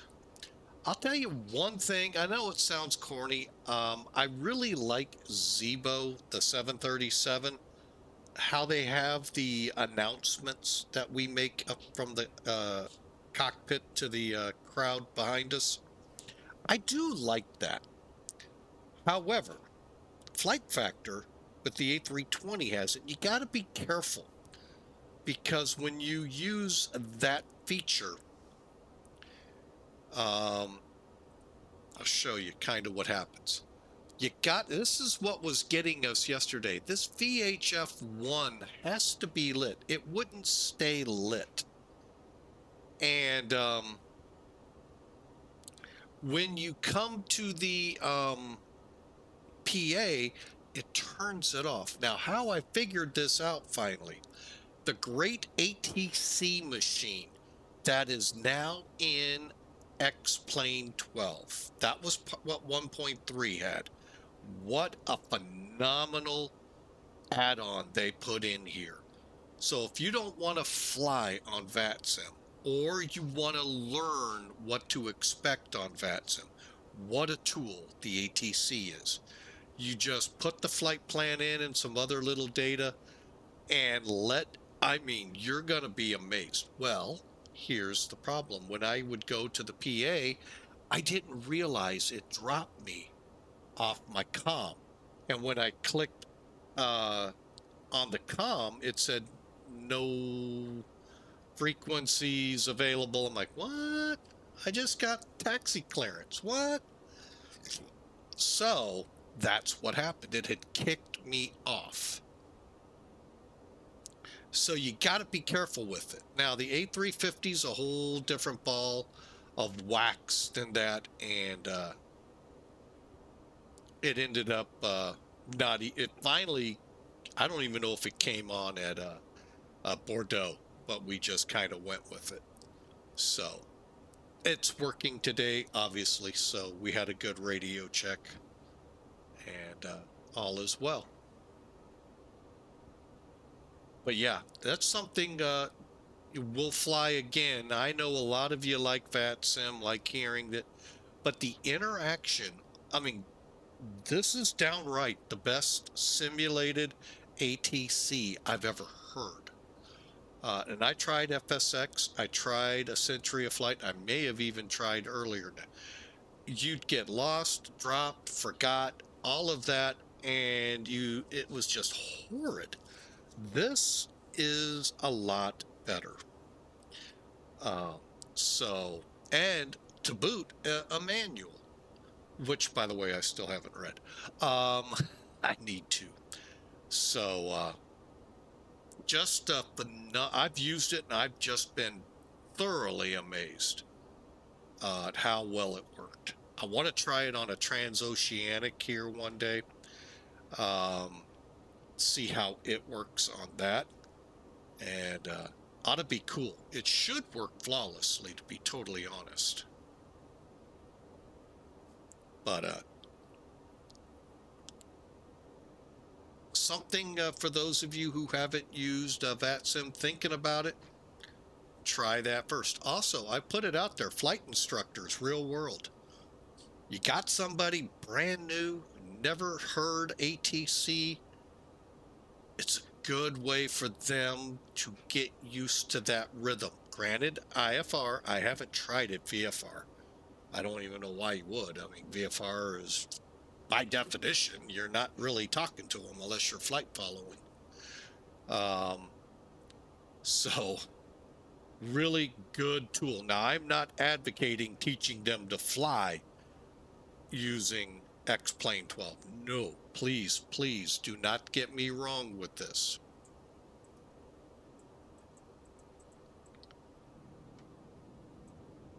What I'm advocating is lessons in ATC. I've also talked with some managers who help people at airports get their driving privileges and said, you know what, this could really help you. Again, not advocating the flight side, but the listening, understanding how the tower will talk back or ground. And it's a useful tool to think about. I've actually watched people freeze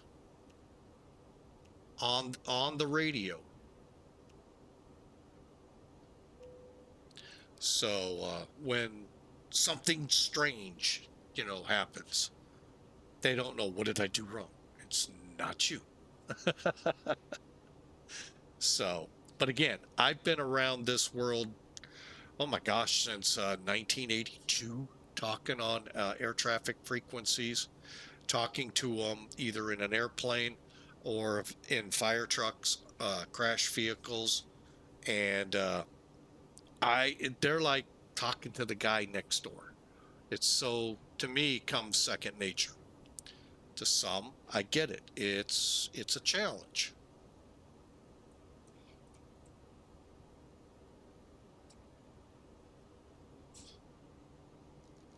So anyway, think about it, folks, especially those that are flight instructors. All right, so we're coming over to Holland. We're going to be there at 8,000. We're needing to...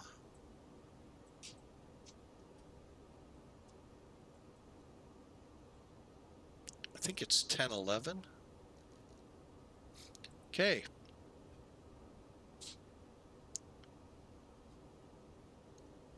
And then we're going to basically drop to 2,000 on that arc ahead of us.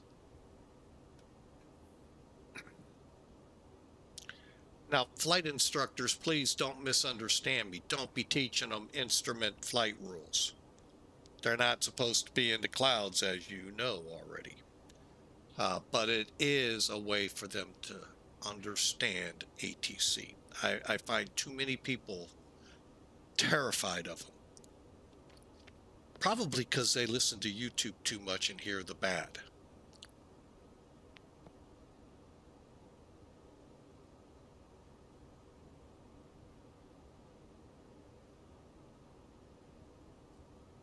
All right, let's get back in here. We are just about ready to land. I'll say within 5-10 minutes. I thought I didn't set. I know what I did. Why it says offline up there. Not going to worry about it.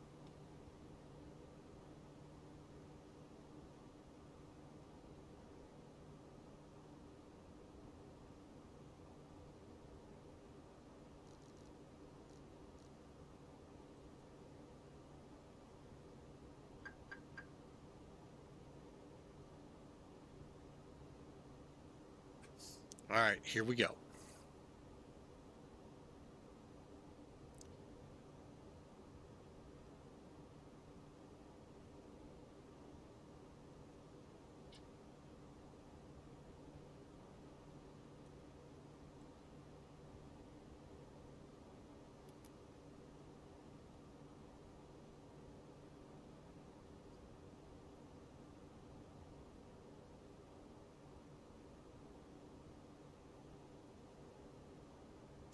Now, I may have to go into what's called an open descent here, and I'll explain it if I have to. All right, we're coming over Harlan right now. So we'll be making that turn, and we should steepen this descent up. If we don't, I'm going to take over. Actually, looking at it, I think we're okay. All right. If you look in the PFD here, our ILS information is present. Should say 110.5, and it does. 109, that it won't, but the identifier is November Bravo. Perfect. And we're in the clouds. And again, as of, 18 minutes ago, now we're down to broken 1,000. We'll see if that's what turns up. This could be a fun approach. Could be. But you know it's funny, and take it, I was a private pilot, folks, not instrument rated. When I read a METAR like this, now granted, I'm not going to go flying unless I stay in the pattern.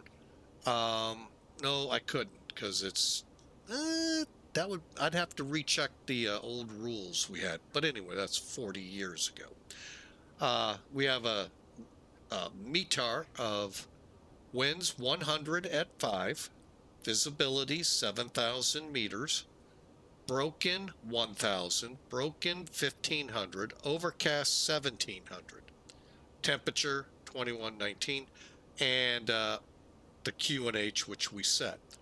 No significant weather. Why is the visibility so low? That's pretty significant right there. Okay, we're descending pretty good. It just kind of little things like that. I go, what? What?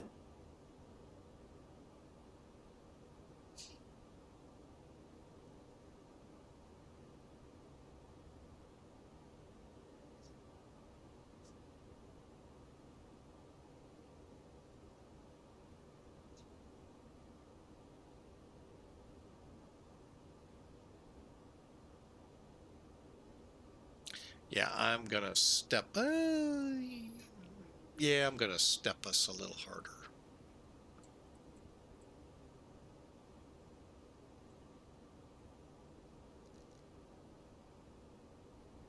And I'm gonna get us slowed up to 210.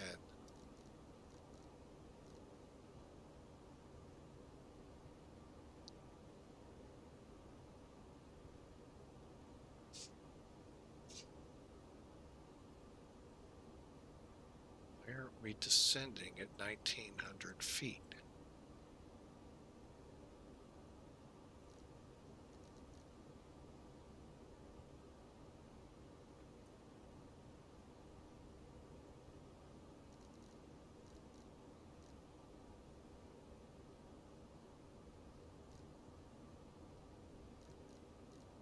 Okay, we're starting to get into it. All right, I'm going to go ahead and pop some spoilers here.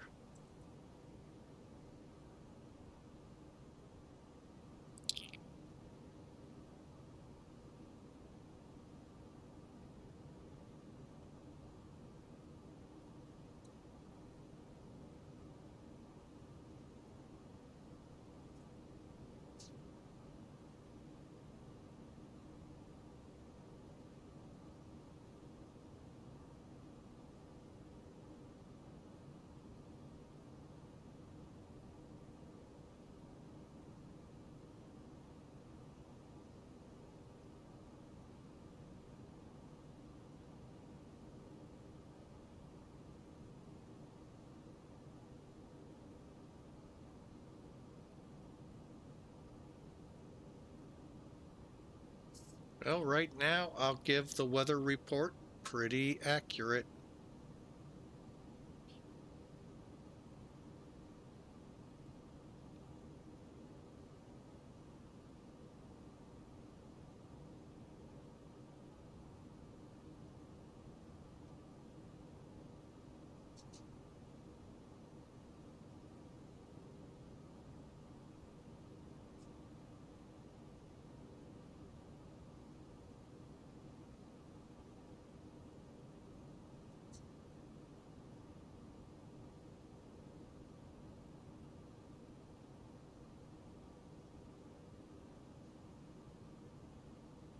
2,500.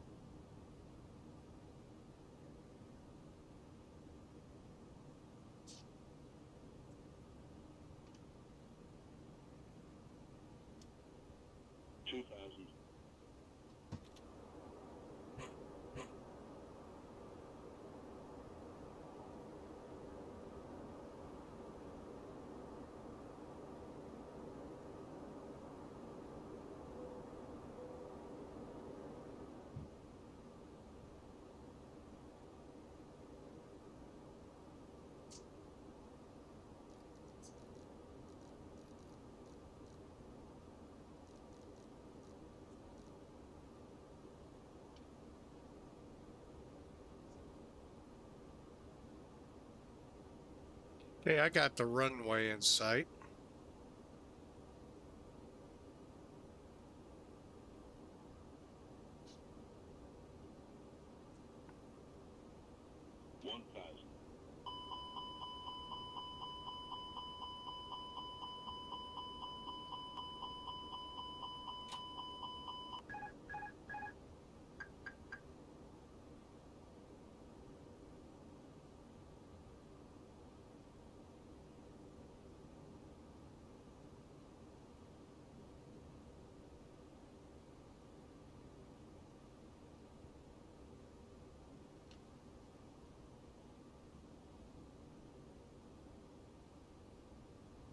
Okay, we're going to be landing a little fast. 500. 400. 300. 100 above. 200. Minimum. Line slow. 50, 40, 30, 20, retard, 10, 5.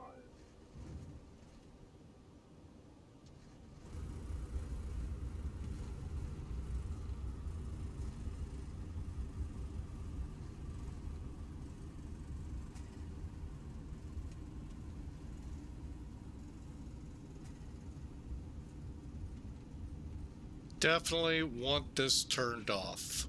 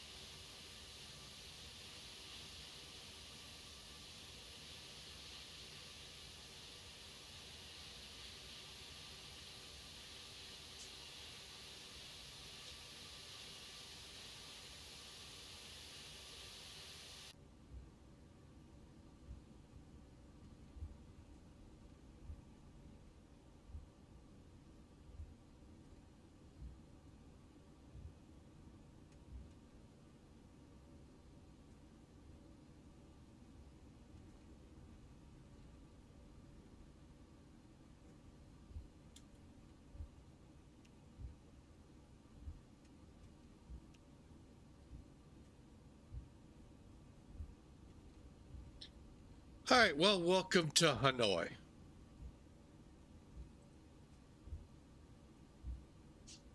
Come up here to Sierra and we'll work our way down to the terminal.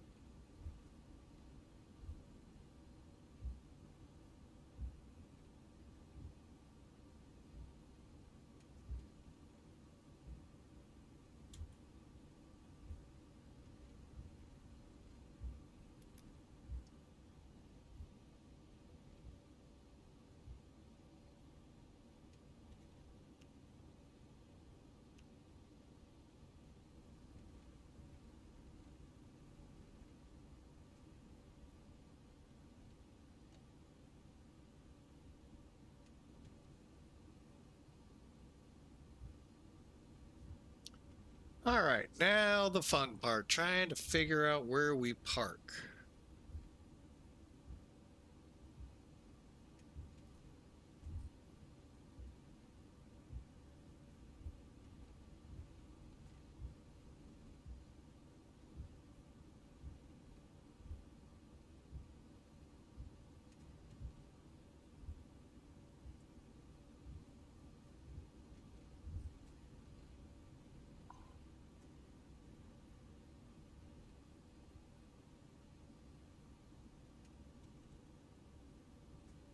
I think we'll head up to Terminal 2.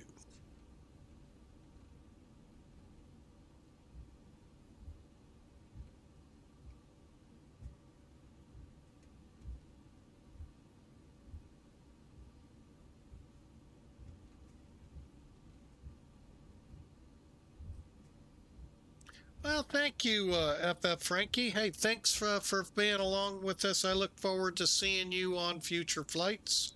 We'll be back for sure at it Monday. Hopefully around 17 Zulu if I can get my button gear properly. So thanks for the follow on both YouTube and here. We appreciate you.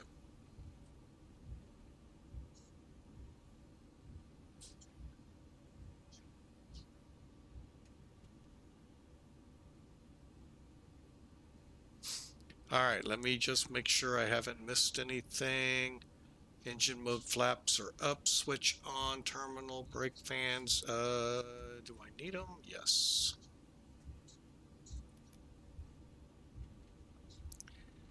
All right.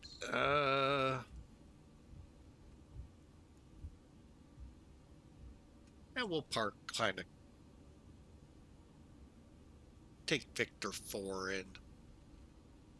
That doesn't matter. We don't have signs here anyway. Anyway, I haven't even looked at what we landed at. I'll get that when we park. Checklists appear to be good. APU available, brake fans on, and cooling. Good deal. Boy, I remember when PMDG came out with the 777 and FS 2004, or was it FSX? You could see the brakes glowing when they were hot. It was cool.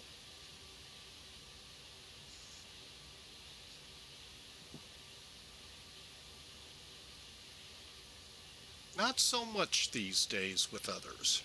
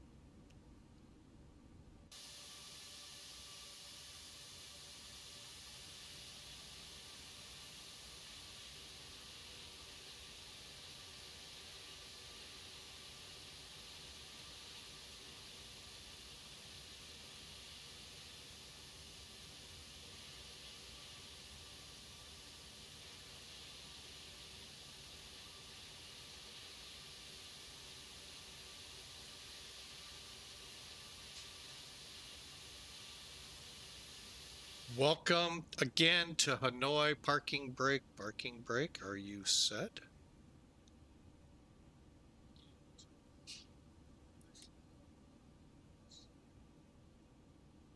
Now you are.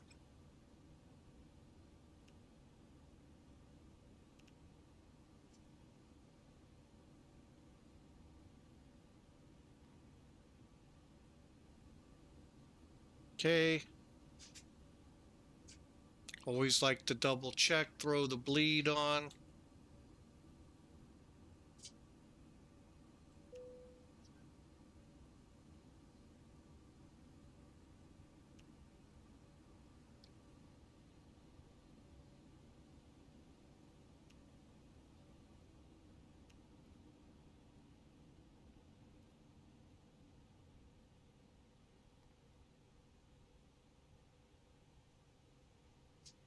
Okay, and if you saw what I did, all I did is click the little button right under TCAS, put it to standby, and make sure ATC looks good, and does. All right, we are in the gate. Over here, we'll go. Actually, no, we'll do it from here.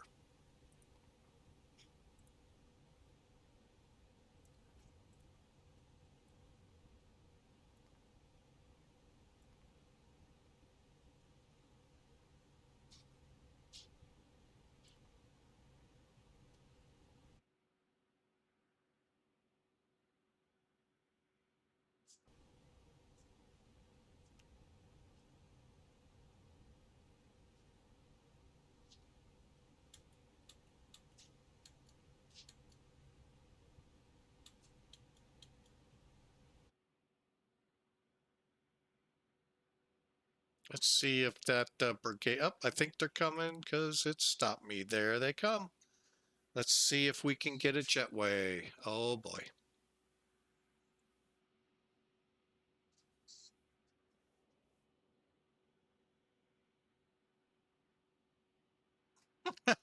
I love that. Oh, I tell you, I love that. It's right on top the other one.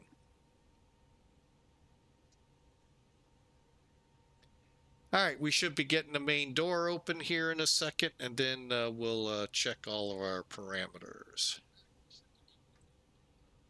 Main doors open. All right.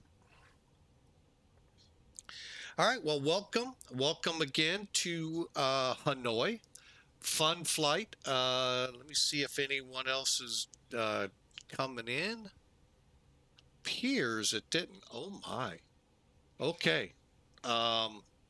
I'm really shocked at the landing. We're out of the break. Let me check one other source. Yeah, we're the only thing in the neighborhood.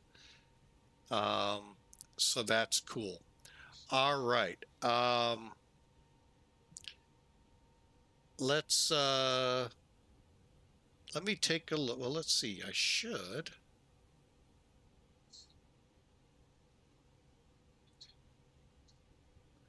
All right, there's the ACARS system. It's called Smart Cars 3 for Millennium Aviation. And if there hasn't been anything up on them, well, let me help it out. If you're looking for a VA that's, I'm going to call it laid back. They are not going to overburden you with rules. You have to land. I mean, they have a landing rate they will reject at.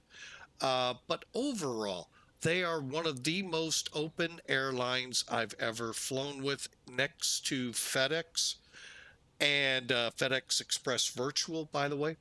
And they are just phenomenal. Check them out there at macairvirtual.com. macairvirtual.com.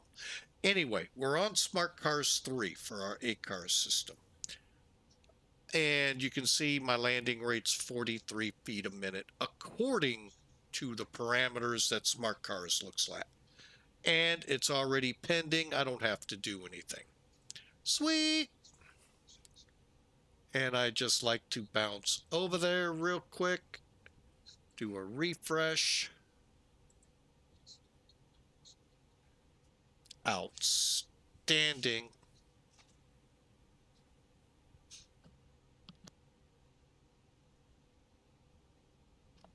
All right, so that one was pretty good. Now let's go to a beta or alpha test program that I'm part of, Elevatech. Kind of think of it like Volanta, just not as much stuff in it. Will it be payware? That I haven't heard. Don't ask me. I probably will never be in the know of that. But I can tell you this. It's a pretty good program. SimToolKit has features to it that I think keeps me going there more so than here. But I will honestly give them my opinions and in no way skew it. Did we put the chocks on?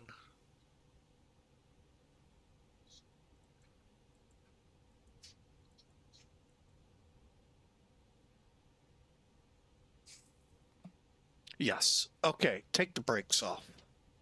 And that will help the aircraft cool the brakes. Metal on metal will always keep the metal warm. All right, so let's complete the flight here, even though it says it has.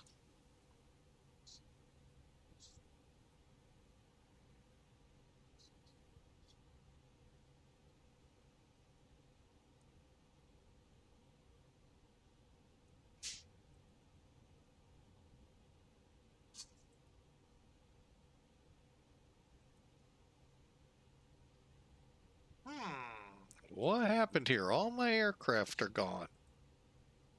Interesting, interesting. All right, well, that was a bust. Hang on, I'm going to try to start it again.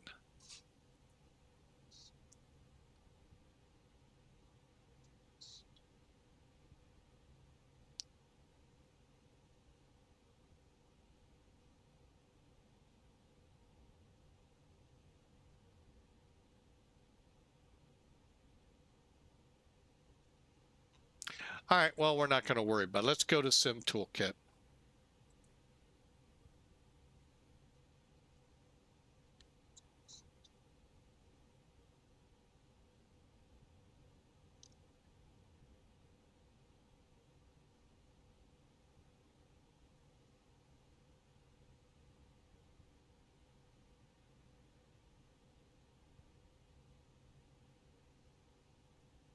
I'm a little concerned about a message that just came in. Hang on a second.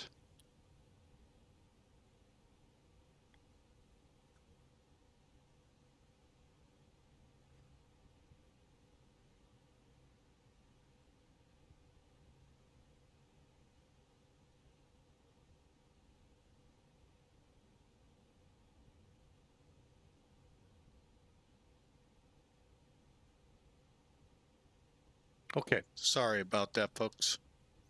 A weird message showed up. Shouldn't have, and I don't know why. Kind of annoying. Anyway, we're back to Sim Toolkit. So there's the route. Looks pretty decent. Let's pull out a little. Complete this flight.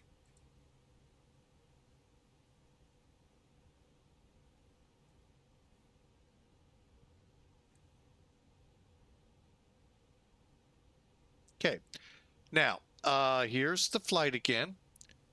View our details. Now this is what you're going to normally see with Volanta or Elevatech if we had the chance. I don't know why.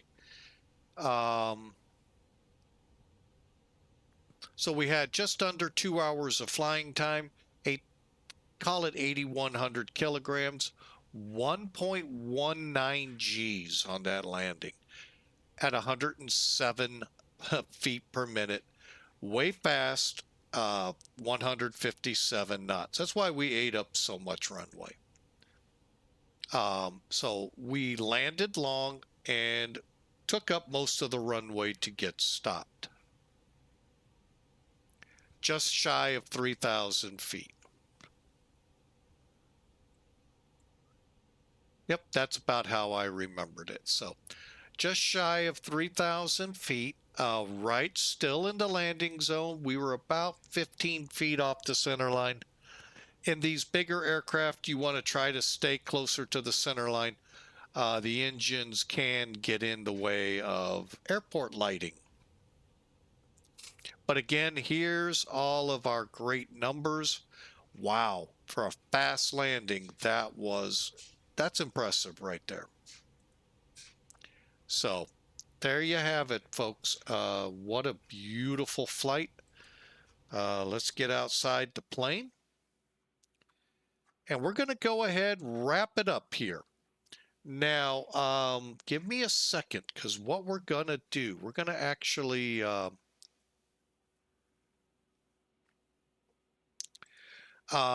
go check out a couple of things that we can hear online. I'm going to switch into the C90. I think that's the animal I want to use. The problem is with Barra being a beach landing, you're really not going to land a Cathay 8390 there.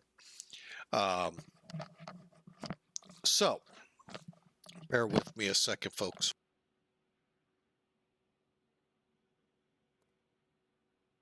All right, let's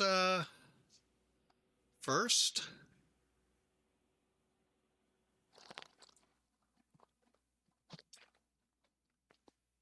drop into, you know what would be a better plane? Yeah, let's, just in case, let's do that one. We're going to go to Barra first. EG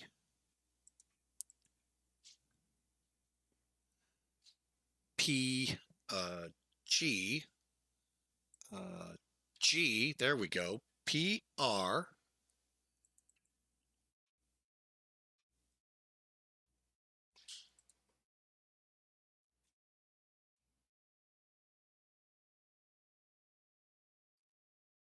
and let's see what we see.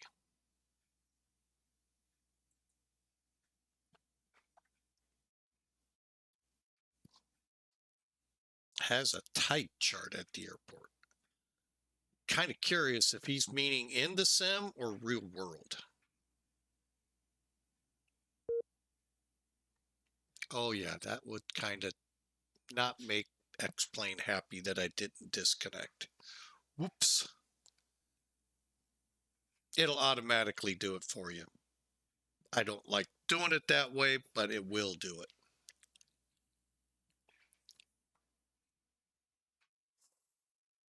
All right, we'll get this amphibian. Should be yeah, amphib. So it's got the landing gear. So hopefully it'll work. And if we are tied in, guess what? It'll float. Okay, we're not going to be on VATSIM. Nor that.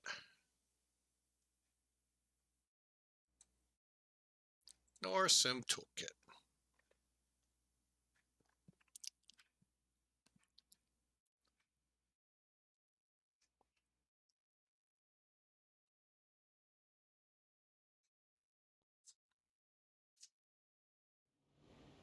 I've actually never been here prior to this scenery, so I don't know good, bad, indifferent.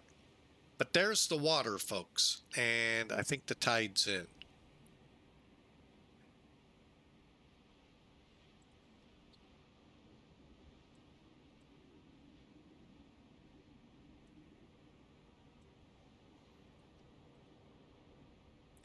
I'm going to go here. I'm just doing something here.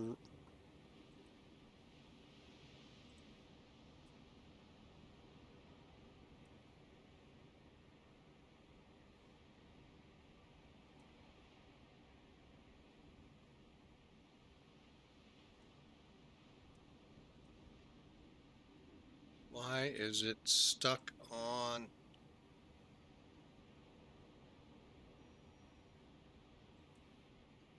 There we go. All right. So EGPR, right? Yep. Airport.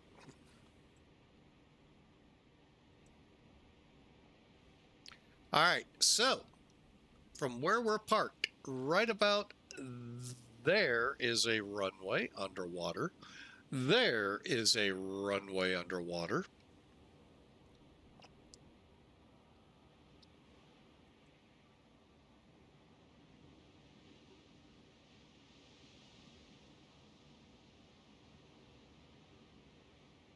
Wow, they've really done a great job here. I mean, it's not much to it, but And then there would be a runway going out that direction. Wow.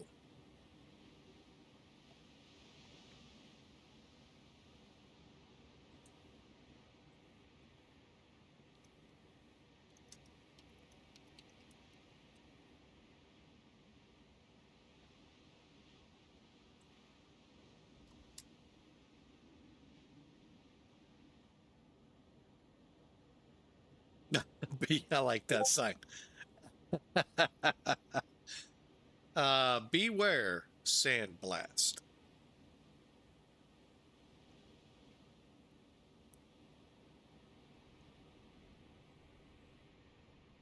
Yeah, I'm going to have to figure out tides and all of that, but that's pretty cool.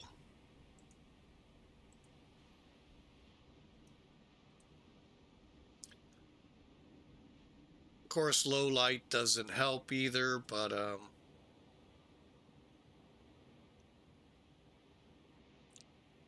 kind of looks like it's a little bit receded since we've been here. But anyway, there's the new airport, well, the improved Barra Airport. Can't see the runways. I don't even know if they're actually marked.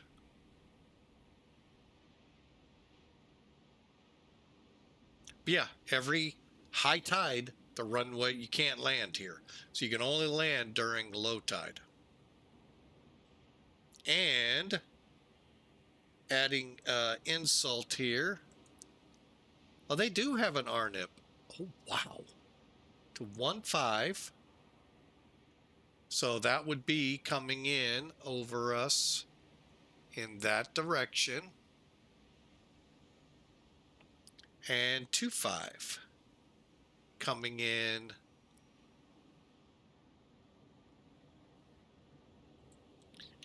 from generally that direction.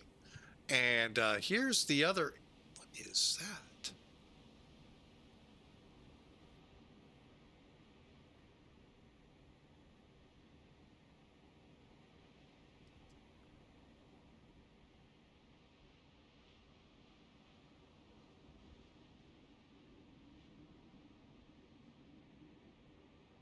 I'm trying to figure out what's out on the horizon. So it looks pretty good. So they have two approaches. I don't think a star. Nope. And I don't think standard departure. So I mean, overall, not a bad airport. I mean, this is it. And usually dash sixes for Logan come in here.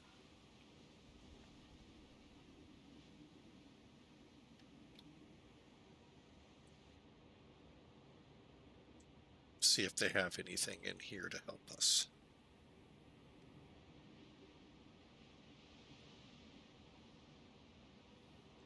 Tower.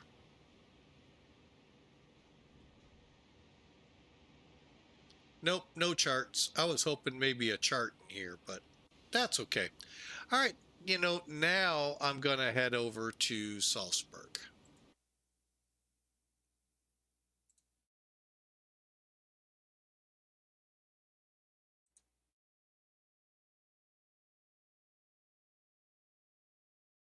Hang on, I got to get the code. I think it's LOG something.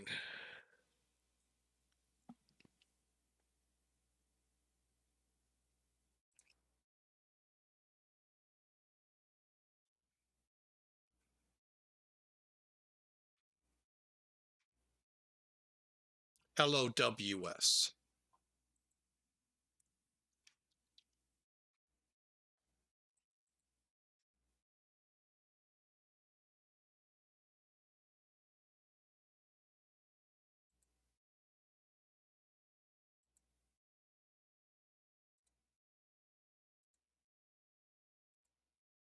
All right, let's take a look here and see how this looks. Now, according to X-Plane, they have improved the scenery here at Salzburg and included the Salzburg Castle as a custom landmark. I don't know where to look for that, but we'll see if we can't see it from here.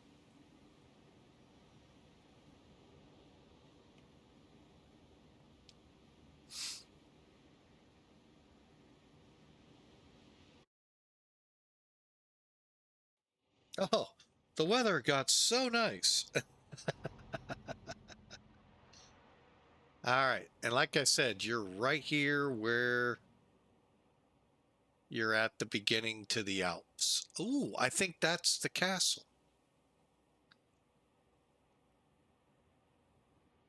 That could be the castle.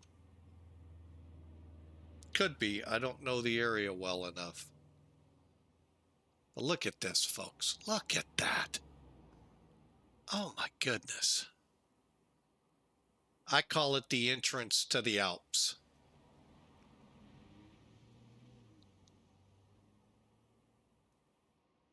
Phenomenal.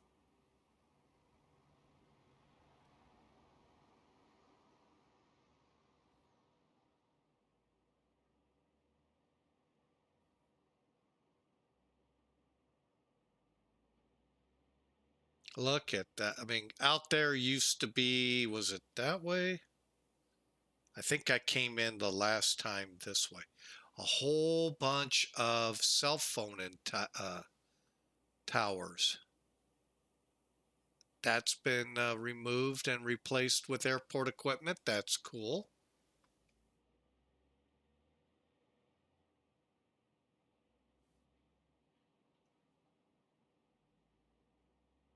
Yeah, I think that is the so-called castle.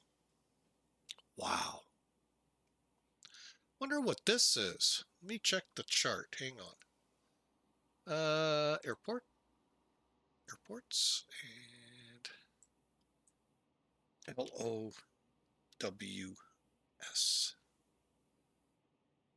And we want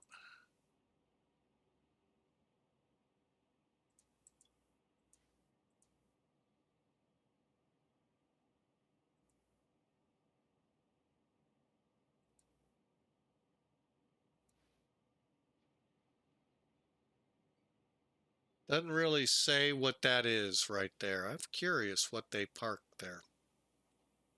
That's where when I come in, folks, flying with Mike, I am privileged to park there. No, yeah, no, they go. You see that dumpster right there? That's your parking spot.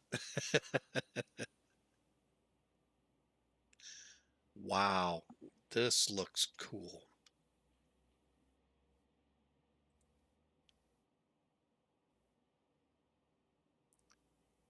Really well done. Hat off to y'all again. Again, it's all outside loading. Welcome.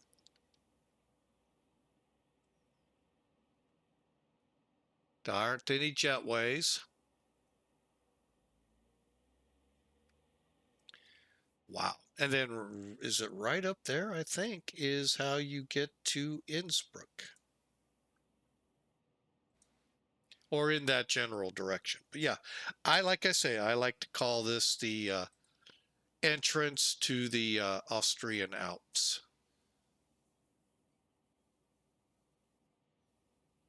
Wow. Great job, Laminar. Great job. All right, folks. Well, that will bring it to an end here. We've had a great time, and stand by, getting orders from above.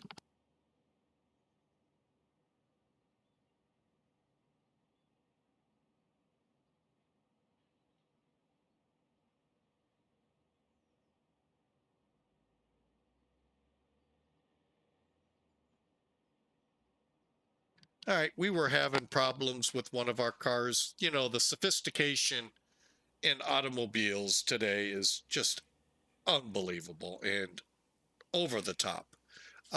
You know, to where when you back up, you know, it tells you beep, beep, beep, beep, beep, someone's there when there's nobody there. Or beep, beep, beep, you're going to hit a corner and there isn't part of a building there. It's so sophisticated. But sometimes, you know, it is right. Well, with all the snow and ice, the sensors got dirty and we're constantly, when you're in reverse, going beep, beep, beep, beep, beep, beep, beep, beep, beep, beep, beep. And the wife just got a car wash and appears to have fixed it. Appears. We'll see. Time is always the one that will tell. But anyway, like I said, we're going to wrap it up here. It's been a fun 3.5 hours with y'all. Hope you enjoyed the little tour here of Salzburg and Barra. Check it out if you're into X-Plane.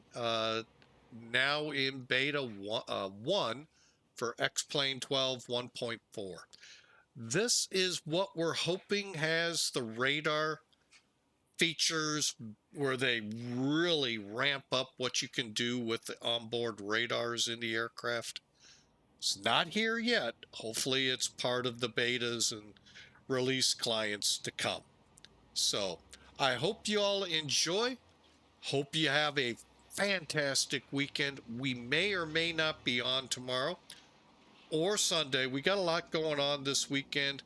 But guarantee we'll be back Monday. God bless you all. Have a very safe, very wonderful weekend, and we'll see you Monday.